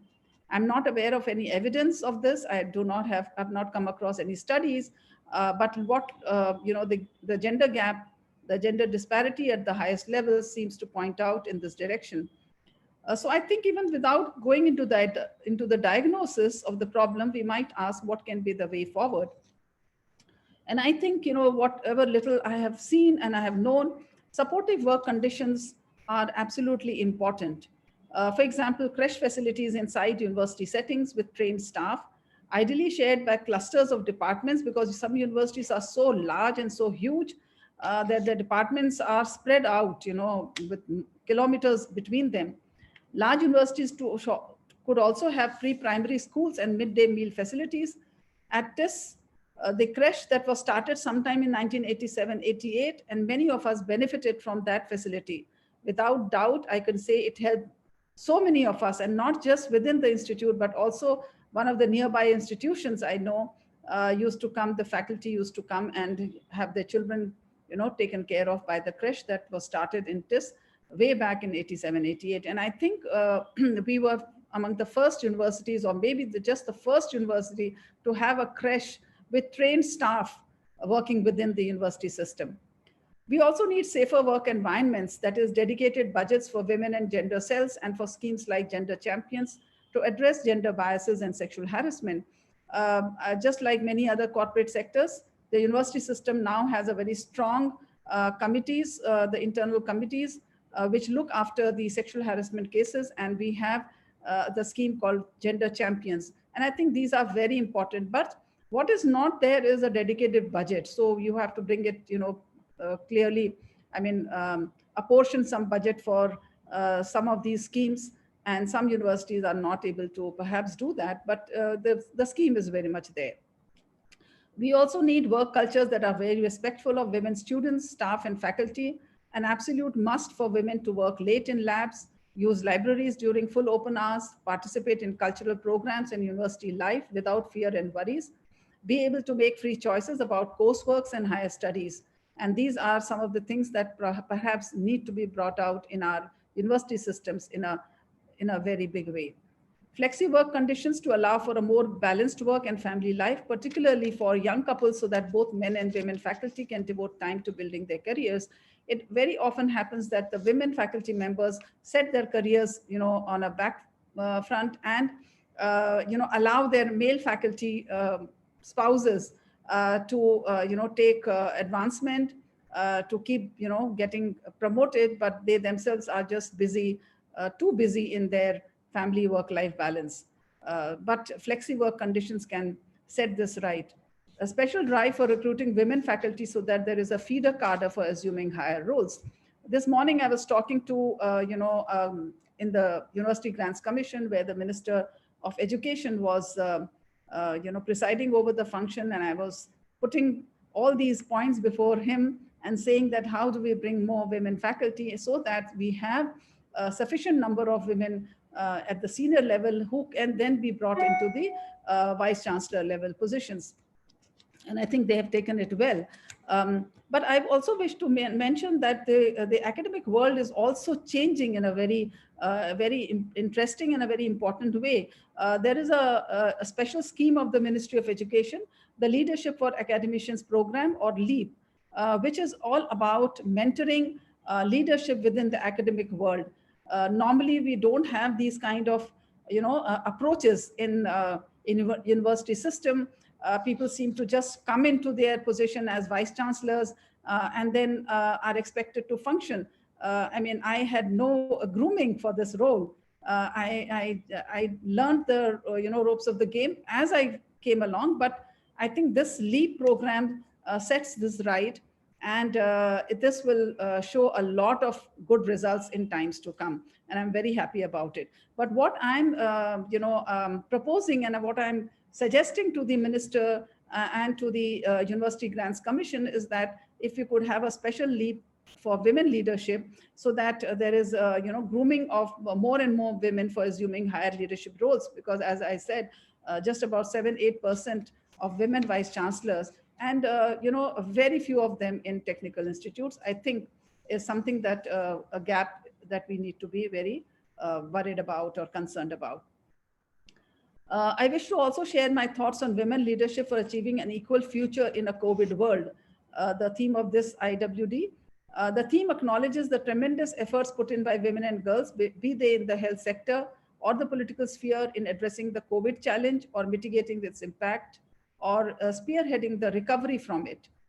The other rallying call, as you all know, is generation equality, that is an equal future for all. This slogan demands that we push for lasting change for generations to come, and not for the immediate future alone. And I think this is very important, because every year we talk about this, and we think that we've done our duty, but now is the time to sort of ask for more lasting changes, ask for more things that will change incrementally and not just in small measures. So this call for generation equality is a very important one.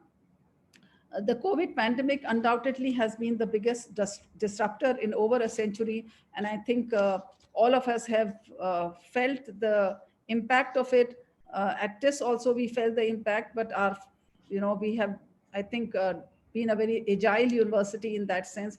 We transitioned to online teaching very quickly, and a lot of us were able to see that students are not going to lose their academic year. We also held our convocation in a virtual mode, and over 1,800 students, or nearly 1,800 students, got their degrees. We also started our new batch, fresh batch of 2022 batch by August 2020. Now, from an academic sense, I'm just giving you where we are, what we have been doing, what is the academic leadership looking like, and that we have a long way to go. But if since Professor Mani also asked me to share my professional journey, well, I don't know how to say this, but very good to actually reflect on what has happened and how I have arrived at this stage. So in my own professional journey, I have to first of all say that I have had very supportive colleagues and a very encouraging family, both my natal family and my matrimonial family, who have egged me on to do my best. My parents were absolutely ahead of their time, I think.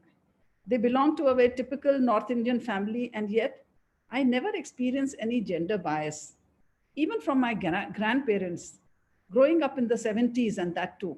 So it's not that, I was a child of, say, 80s or 90s. I was really growing up and schooling in the 70s. And how did that happen? I often wonder about it. I always studied in co-educational institutions even back then. My parents never objected to my going out with mixed groups. They never stopped me from going for night outs, for out-of-town picnics, for traveling on my own, and for choosing my career. Let me tell you that my PhD was, in a tribal setting. And I was doing it in a very remote setting of Jaunsar Bawar, which I'm not very sure if any one of you have heard about it. It's a small tribal setting in the northwest of Uttarakhand. Earlier, it was at that time in UP. This is the northwest corner of Uttarakhand on the Garhwal side, bordering, Himachal Pradesh. And there is this tribal community, Jaunsar Bawar. And I was doing my field work there. It was not the time to have, we didn't have even landline phones, that easily available. I was traveling on my own, but nobody, my parents were never so worried. They had somehow some kind of a trust in my ability to move ahead. And I traveled to those places all on my own. This was early 80s, actually, 80, 81, 82. And that kind of a confidence in my ability to negotiate my path to be able to enter, village communities, aided, of course, by one of my uncles. But after that, no further, help, because I was actually staying with um, tribal communities. I was staying in a family in that tribal village. I would interact with them. I was eating, their food. I was taking part in their, village life, and I was doing it all by myself. And I sometimes wonder, who gave me the courage, and who gave me the trust that, that I could do it. And that has laid for a very strong foundation for my own research work, for my own career path while I have been in the TISS. So I think that laid a very important, foundation, and almost looks like I was meant to be a professional woman, even though nobody told me to. So a big credit to, my parents, who really were in that sense ahead of their time. And then marriage only brought in more support. Most things that happened to me in my career, I have to say, happened only because of a very, very supportive spouse, who almost every time felt that, whatever I can do, or whatever I want to do, I can certainly do it. And even what I thought I could not do, also I somehow was pushed into doing that, to say, no, you can do it, and gave all the, possible help and support. And yet, I have to admit, many things did not happen. And so what did not happen is, like, I did not pursue a postdoctoral research. I did not pursue fellowships in universities abroad. I stayed in one organization. I did not have long sabbaticals. And if you ask me why did that not happen, I would only hold myself responsible. Because I think I have not broken out of some gender norms myself.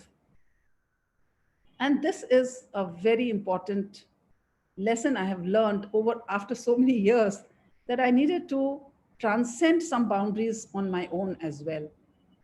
I have been conditioned to a certain way of doing things, which has held me back in some ways. And I wonder, why has this been so? My own research on dual career couples, sometime in the mid 80s or late 80s, has shown that along with changing gender norms at societal level, it is important for women to challenge norms at their own levels too. You cannot expect things to happen in society unless you also are willing to change molds and barriers yourself. And this is very, very true for career women. One of the most important change that is needed is in the division of household labor. One must bring major changes in that sphere. My research very interestingly showed that most women would say that, yes, they have a lot of support, and that they do a lot of work at home, but also that their husbands also support them. But they themselves made this very neat distinction between financial spheres and the more back-breaking task of kitchen work. And kitchen work, I should say, is the litmus test of whether there is division of labor at home or not. And this has shown, not only in my research, in many other researches also, that a division of labor that is not just on the side of finances, accounts, etc., but also on the side of something which is the most laborious and the most back-breaking task of it, which is the kitchen work. And one has to bring about these changes in that sphere also. One has to be willing to give that mop to your spouse and say, okay, fine, it's okay for you to mop and to broom, and it's okay for you to enter the kitchen and do jobs that you would do because you have a paper to write and you have something to do in your own career. Until and unless we come out of that and make men also do that in a very facilitative way, not feeling guilty about it, I don't think we can really do justice to ourselves. So one has to learn to balance work with family life without feeling guilty. And unless women do this, nobody is going to do it for them. This is something which my study showed, and many other studies as well show. But beyond the family, what has been the biggest support and encouragement has been my workplace, the Tata Institute of Social Sciences, that has always had strong women leaders and heads of departments. So what my family gave me, and what my, both my parents and my marital spouse and my marital home gave me, that was very neatly balanced by, the Tata Institute of Social Sciences, that has always, as I said, had some very, very strong, women faculty. So when I entered TIS in 1984, it was headed by the legendary Professor R. Mighty Desai. And so many of you who are here would, of course, know her, must have been students around that same time. She has been a great influence on my career. Her supportive comments on my work, her trust in my ability to take up new jobs, new responsibilities, was a great way in learning how to take up challenges. I don't think I would have, flourished, or I would have sort of grown in my career unless I had come to a place like TISS. And I would also say the city of Bombay, earlier then known as Bombay, because this was a city which was somehow very liberating. And I suddenly felt I was just the right place to be as a professional woman, to be as a working woman. A city which probably treated women, working women, with a lot of respect, treating career women with a lot of space given to them. So the combination of the city and the organization, I would give full credit to that. I'm not very sure if I had this combination in my life, I would have done what I did, in my career. So it was a great way to be beginning my career, and this happens to be my only place which I have been working for almost more than 30 years, as Professor Mani says. And at this current time, we have two of us women who are heading as Vice Chancellor, and my Pro-Vice Chancellor is also a woman. The finance head is also a woman. And among the various school deans, almost maybe 65% are women. The Dean of Student Affairs is also a woman. And the secretarial staff are a mixed group. So there is quite a bit of a gender balance there. So unfortunately, teaching is a feminized job in the country. So students are used to having women faculty around them. But what is interesting and perhaps unusual in TIS as an academic institution for students is that a woman-dominated team can address their issues, can handle their challenges, and keep the academic program going in the face of grave challenges. And I think that is something which our students perhaps are experiencing, which probably would not have been the case if they were in any other institution, because, as I said, most universities are led by a very male-dominated team, which of course, is changing and changing for the better. But not everything is not a cakewalk. Even being in a more liberated and workplace like this, being a national level institute, we get students, staff, and faculty who are from all backgrounds, and it takes some efforts to make the place gender sensitive, gender respectful. It is a program we do all the time with students and faculty. We like to, for every batch, we have these programs going on. It's a very interesting place to be with its own challenges, but at least we have managed to do what we think have been done in a very gender sensitive manner. And our students imbibe those values. They imbibe the values of the Tata House. And when they go out, they are very well-rounded students. And this is what I think gives them an edge over many other students of other institutes. I would like to end this by, saying what are my maybe I should say favorite quotes. Much about it, but I just sort of looked at two. One is by Rosalind Carter, which I think I quite like, because it says, a leader takes people where they want to go.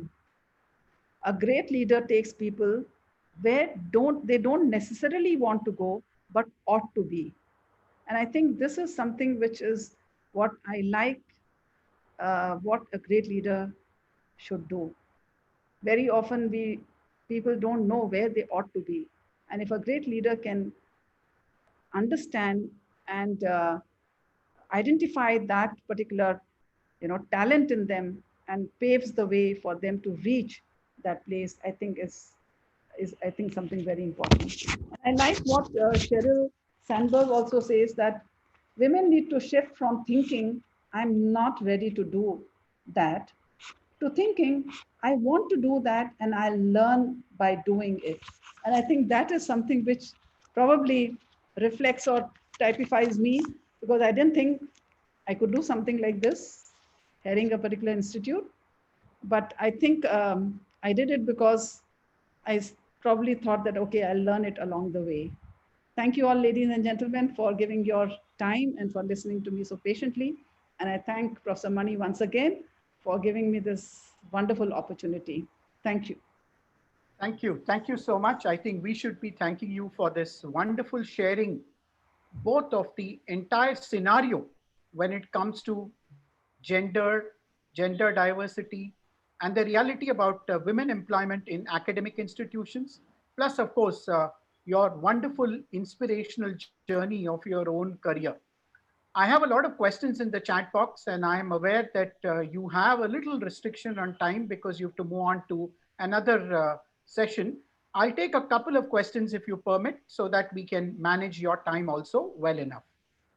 The first question that's come up is, we are aware that TISS has rural campuses also away from the city of Mumbai. Now, are there different issues there when it comes to employing women, when it comes to leadership issues, and so on? Could you throw some light on that, please? Thank you for a very interesting question. Obviously, somebody who knows this very well is asking this question. We don't have campuses, rural campuses. We have one rural campus, certainly, which is in Tuljapur town, in a very, a semi-arid kind of an place in the Osmanabad district. I would say it's not really a very big challenge, because we have quite a few female faculty there. And I think what has made it possible is because we have, a residential facility in that campus. If we did not have that facility, I'm sure there would have been challenges. So we have many women faculty members who have joined as at various levels and have, made their careers there. And there are students, sometimes people think that we have rural students coming to that campus. No, that's not the case.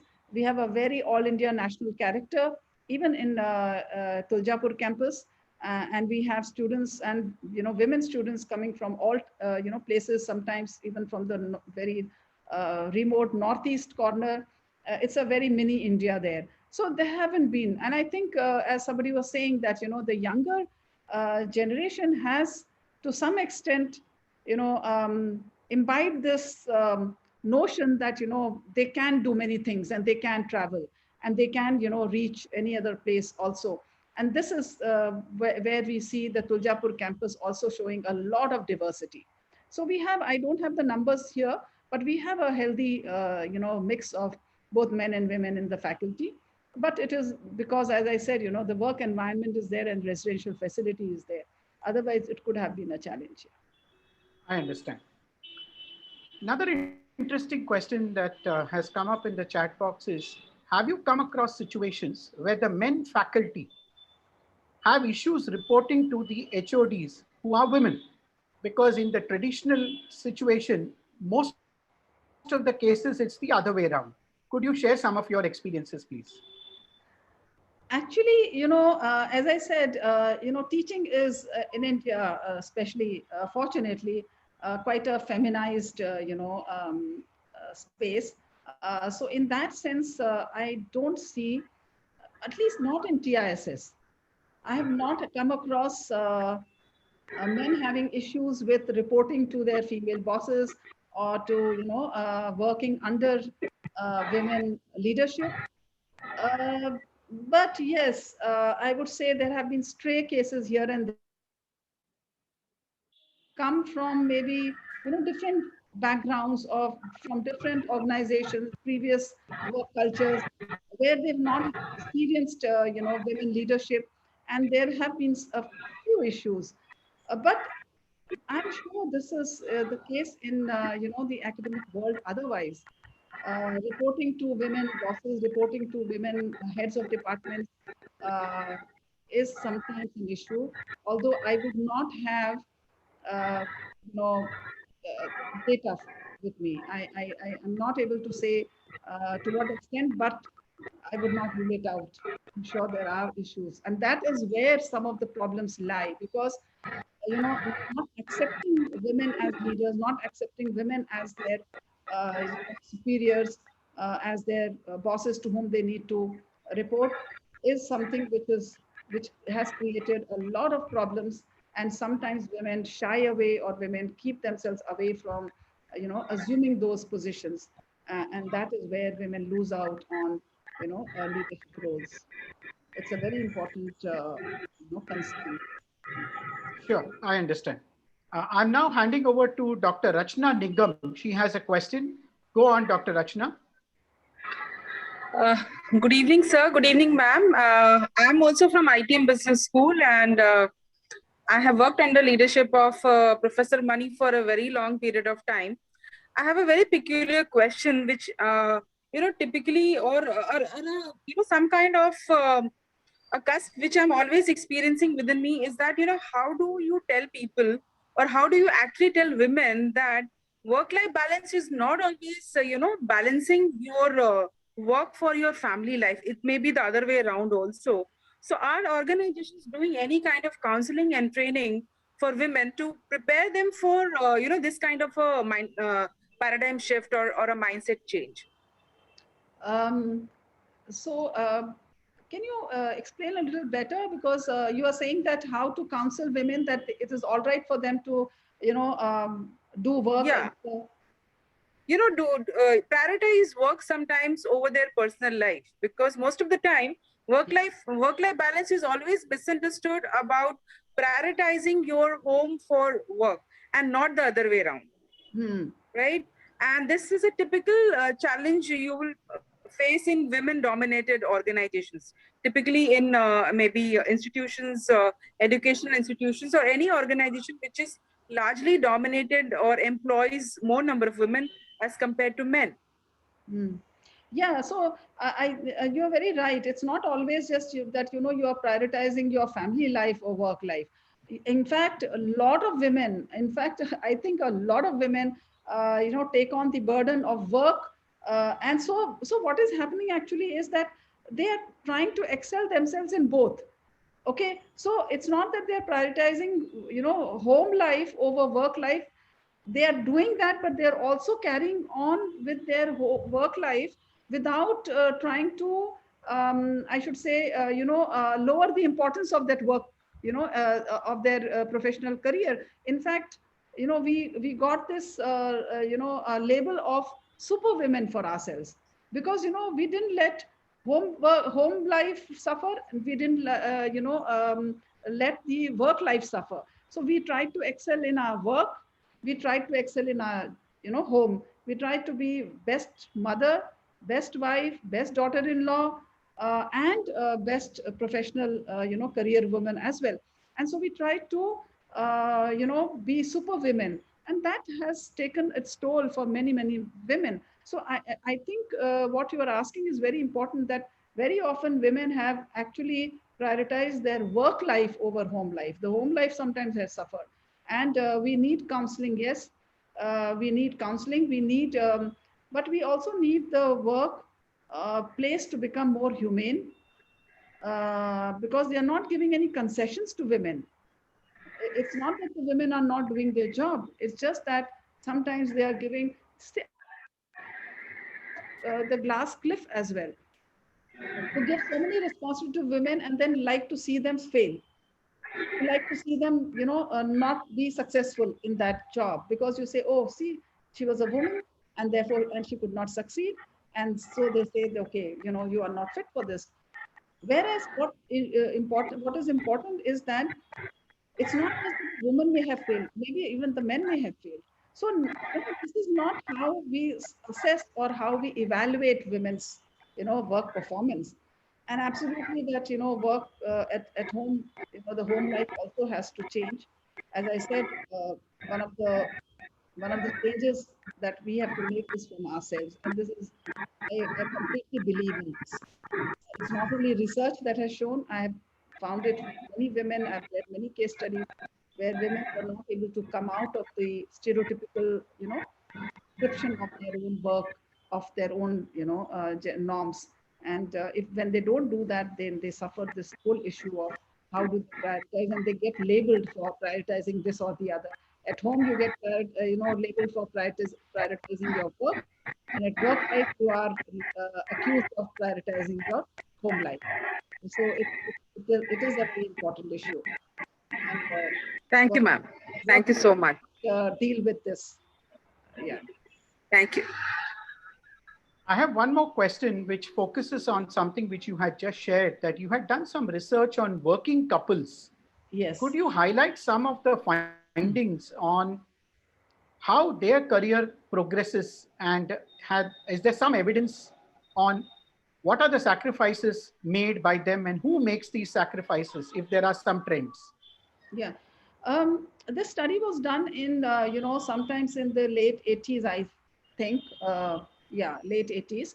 And what I was doing was that I was trying to look at, dual earning couples, not both where the women were in, say, maybe not in professional jobs, and comparing them with women who were in professional jobs. So they were professionally qualified, working as engineers and doctors and finance managers and in the corporate sector, and then looking at women who were telephone operators, who were clerks and so on. And I was trying to study whether these women in two different groups are able to are able to negotiate their family life and their work life better. Do they have so if I'm a professional woman, am I able to bring equitability in my home gender roles? Am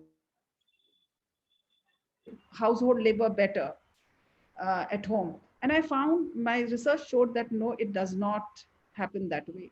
Whether I'm a professional woman, whether I'm a non-professional working woman, in both the situations, women are doing the larger share of the work, even at home, and the household labor, which is of the back-breaking type, is largely done by women, whether they are, managers, whether they are leading corporate houses, or whether they are working as a telephone operator. Now, why does this happen was the question.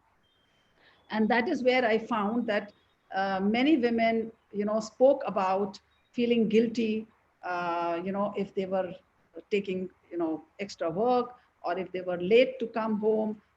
And this was happening to both sets of women. And they were very happy to say that, no, my spouses do a lot of, they share my work. And if you look very carefully what kind of work they share, he does most of the banking job. He keeps accounts, and he, does the outside job and so on. And what do you do? I, the cooking, everything, cleaning, and, all that is my job. And I feel that it should remain with me. So this whole thing about, what should remain with me and what I'm happy my men to do was like giving, okay, they've allowed me to work at least. So a lot of women talked about, at least I'm able to work. And that is the mold which has to be broken by women themselves, because a lot of the men, in fact, very interestingly said that I want to share my the job at home, and I want to enter the kitchen, but my wife thinks, no, what will my mother-in-law think, what will others think, that the husband has to work in the family, in the kitchen. She wouldn't allow. And so women were not able to break that stereotype, transgress that norm themselves. And I thought that that was very important. And it has been found even in a lot of international literature that women have to step out of those roles themselves. Okay, I'm taking the liberty of asking a question which is a bit controversial, but nevertheless would like to have your views. Do women play more politics than men, or is it vice versa in office situations or in any situation at the workplace? What have been your experiences? I think politics is a very gender neutral thing. Both men and women can play it. And I don't think that, it's a very stereotypical way of thinking of women bitch more or something. I don't think. It's a very gender neutral game, if you ask me. It is something that both men and women, want to do or enjoy doing it, or whenever they are in positions of power, they perhaps do it. But on the whole, I would think that when it comes to performing or, sort of executing tasks, more often, I would not say always, more often than not, perhaps women do have a humane face to their decision making, and they take more empathetic, and they, I think, take a more quick and a quicker decision making happens, and they are more cooperative. They are more collaborative in their decision making role, rather than be individualistic, is what I feel. But I'm not saying that this is a very neat division between men and women. I would say that more often than not, but there are exceptions on both the sides. And I find that there are lots of men around us who are so supportive, who are very gender sensitive, very respectful, and they make really the workplace what it is. At least in my institution, I found a lot of men are absolutely respectful, supportive, and they create a very gender balanced workplace. But our socialization and our conditioning, sometimes keeps us, shackled to those kind of norms and stereotypical on both the sides, and we have to transgress this, situation. Yeah. Absolutely. Very, very nice to hear that. And I guess what you're also saying is it also depends on the culture, whether it be at home, whether it be at work, and that could be a major influencer in it going either which way. Certainly. Thank you so much. I think it's been wonderful having you with us, your frank sharing of your journey. Also, so many nuggets of information that you shared with us on the entire gender diversity statistics has been indeed very revealing for many of us. I really appreciate the time that you took out on a very important day like this, when I'm sure you have multiple engagements going your way. I'm going to now request my colleague, Dr. Kavita Lagati, who is the Honorary Vice President of BMA. And as we keep saying, here is another situation where she's going to be taking over as only the third president of the Bombay Management Association from the next fiscal year. I am requesting Dr. Kavita to please do a wrap up and also propose a vote of thanks on behalf of BMA. Over to you, Kavita.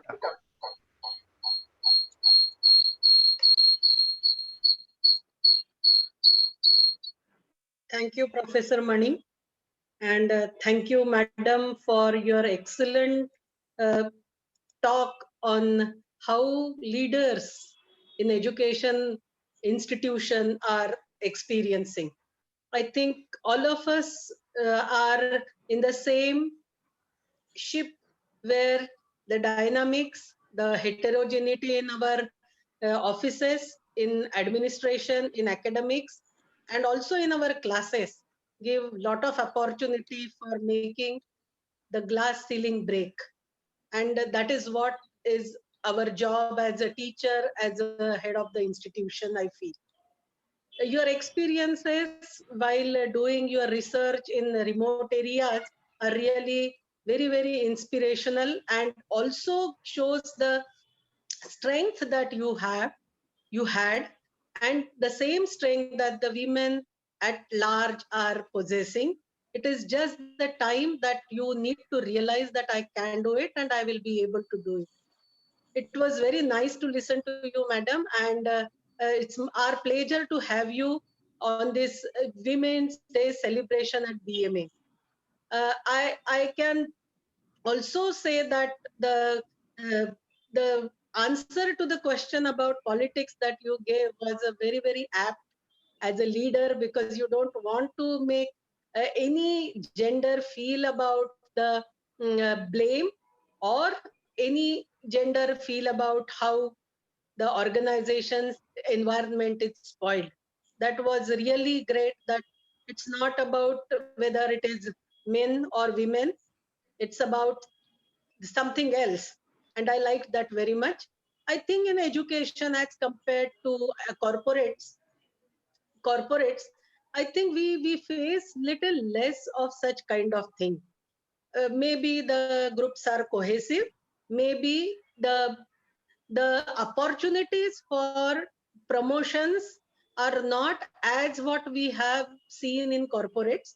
I think so we lack these kind of politics in our academic educational institutions, which is a great opportunity for all of us. And I think the women are by birth given this quality, which gets into multitasking, which gets them into nurturing. And that is what I have also experienced during my career in this. Your strength which you derive from your parents, grandparents, I think many of us resonate the same kind of uh, feelings for our parents and grandparents. But then also I may be wrong saying at this particular platform that the significance of Women's Day celebration for a person who has come from a very protected family, where she has given all her due, is not that the other women who may not have got their dues in their families, in the society. I feel very, very privileged to be in a family, in a society, in an environment where I was given my dues, the respect, and all the opportunities were given to us. I'm fortunate, but not every woman may be fortunate. For them, this International Women's Day plays an important role, that role where the day where the society gives back, the society pays respect, pays the honor to the well-being, and also to the efforts that the gender 50% of the population is doing. I think it was great day for all of us today at BMA to have Rekha madam, and also Maria and Madam you, who had been the top of the discussion that we had. Thank you, Shalini Madam, for being with us. And it is really very, very nice to see that all the women in education and in corporates are thinking in the same direction. They don't want anything for free. We all work for whatever we get, and whatever we deserve. It's not just desire, it's the deserve, that what we deserve, that we are getting through our hard work, dedication, and other qualities. Thank you so much, Professor Mani, for organizing this as a Women's Day celebration. We all women at BMA and in this seminar, I think we are honored by this gesture of yours, which is, I think, for the first time we are having a Women's Day celebration to such a great extent in BMA.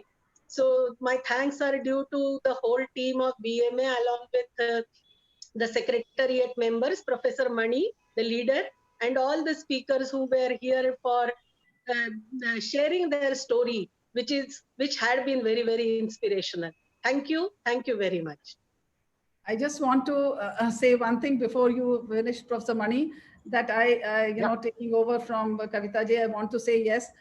Though, so many of us have made, our professional journeys wherever we are, I want to acknowledge and in fact, pay really my great respects for all those women and scores and hundreds and thousands and lakhs of women who have actually made their professional journey so successful despite the challenges in their lives.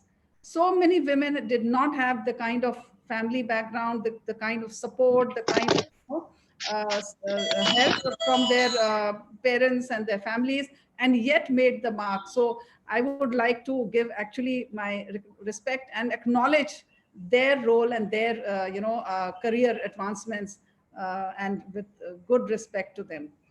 So I just wanted to say that's very important to acknowledge. Yeah, thank you. And thank you for Thank giving you. me, this was a wonderful way to end my, days, several meetings that I had today.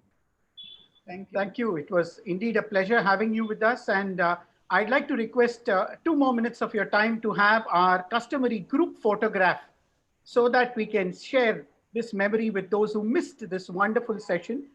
As we went through this 2.5 hours conclave, we had 118 participants who were part of the learning journey today. And I'm sure they all went back very, very enriched. For those few who might have missed it, you can see it on the BMA YouTube channel sometime next week, where we host all these videos so that people can still benefit by the wisdom that has come out of such sessions. Can I quickly request everybody to put on your cameras? I think we have given you enough time to get ready if at all you needed it. And let's quickly capture your smiles. I'm requesting the team from the Secretariat, Supriya, Oindrila, Deepa, Lakshmi, to please do the honors, capture the smiles of our participants so that we can cherish this memory. Thank you, Maria, for staying back. It's been a pleasure continuing with you in this session. And as we said, it also looks like a lot of TISS people have got here together, but then that's what great institutions like TISS, Jamnalal Bajaj, where Dr. Kavita heads as director, and so many such institutions are contributing through their own way to make wonderful citizens for tomorrow. I'm just reminded of a quote which came in WhatsApp today. Sometimes WhatsApp quotes are exaggerated, but this one was very interesting. They said on Women's Day, please remember one thing. You may think you are a hero, but without her, you are a zero. Yeah. And I think it is worth taking back home. Sounds very simple, but I think it still means a lot. And I thought I would end this on sharing this little message with you. Let us continue the journey of learning on the BMA platform as we do. Today was a special day, Monday, International Women's Day, as Kavita said. Our routine Wednesday and Friday programs for this week continue. Wednesday, we have Mr. C.K. Ranganathan, Chairman and Managing Director of Kavin Care, who is reputed to set up the first company that took on the multinational giants like Hindustan Lever and Godrej in the entire segment of FMCG. He's going to talk about creating the Indian super brand Kavin Care, as many of us know it. And Friday, we have a very interesting program. We have Young Achievers Conclave. We have 4 speakers. All of them are below 15 years of age. And I'm not exaggerating, nor am I intoxicated at 6:30 in the evening. I repeat, 4 achievers, all below the age of 15, coming and telling us how they achieved what they did. Look forward to see you on Wednesday and Friday. Thank you, everybody. I get a confirmation that your smiles have been captured. Thank you once again, Dr. Shalini, and every one of you for making this day and this evening very memorable. Namaskar and thank you. Bye-bye.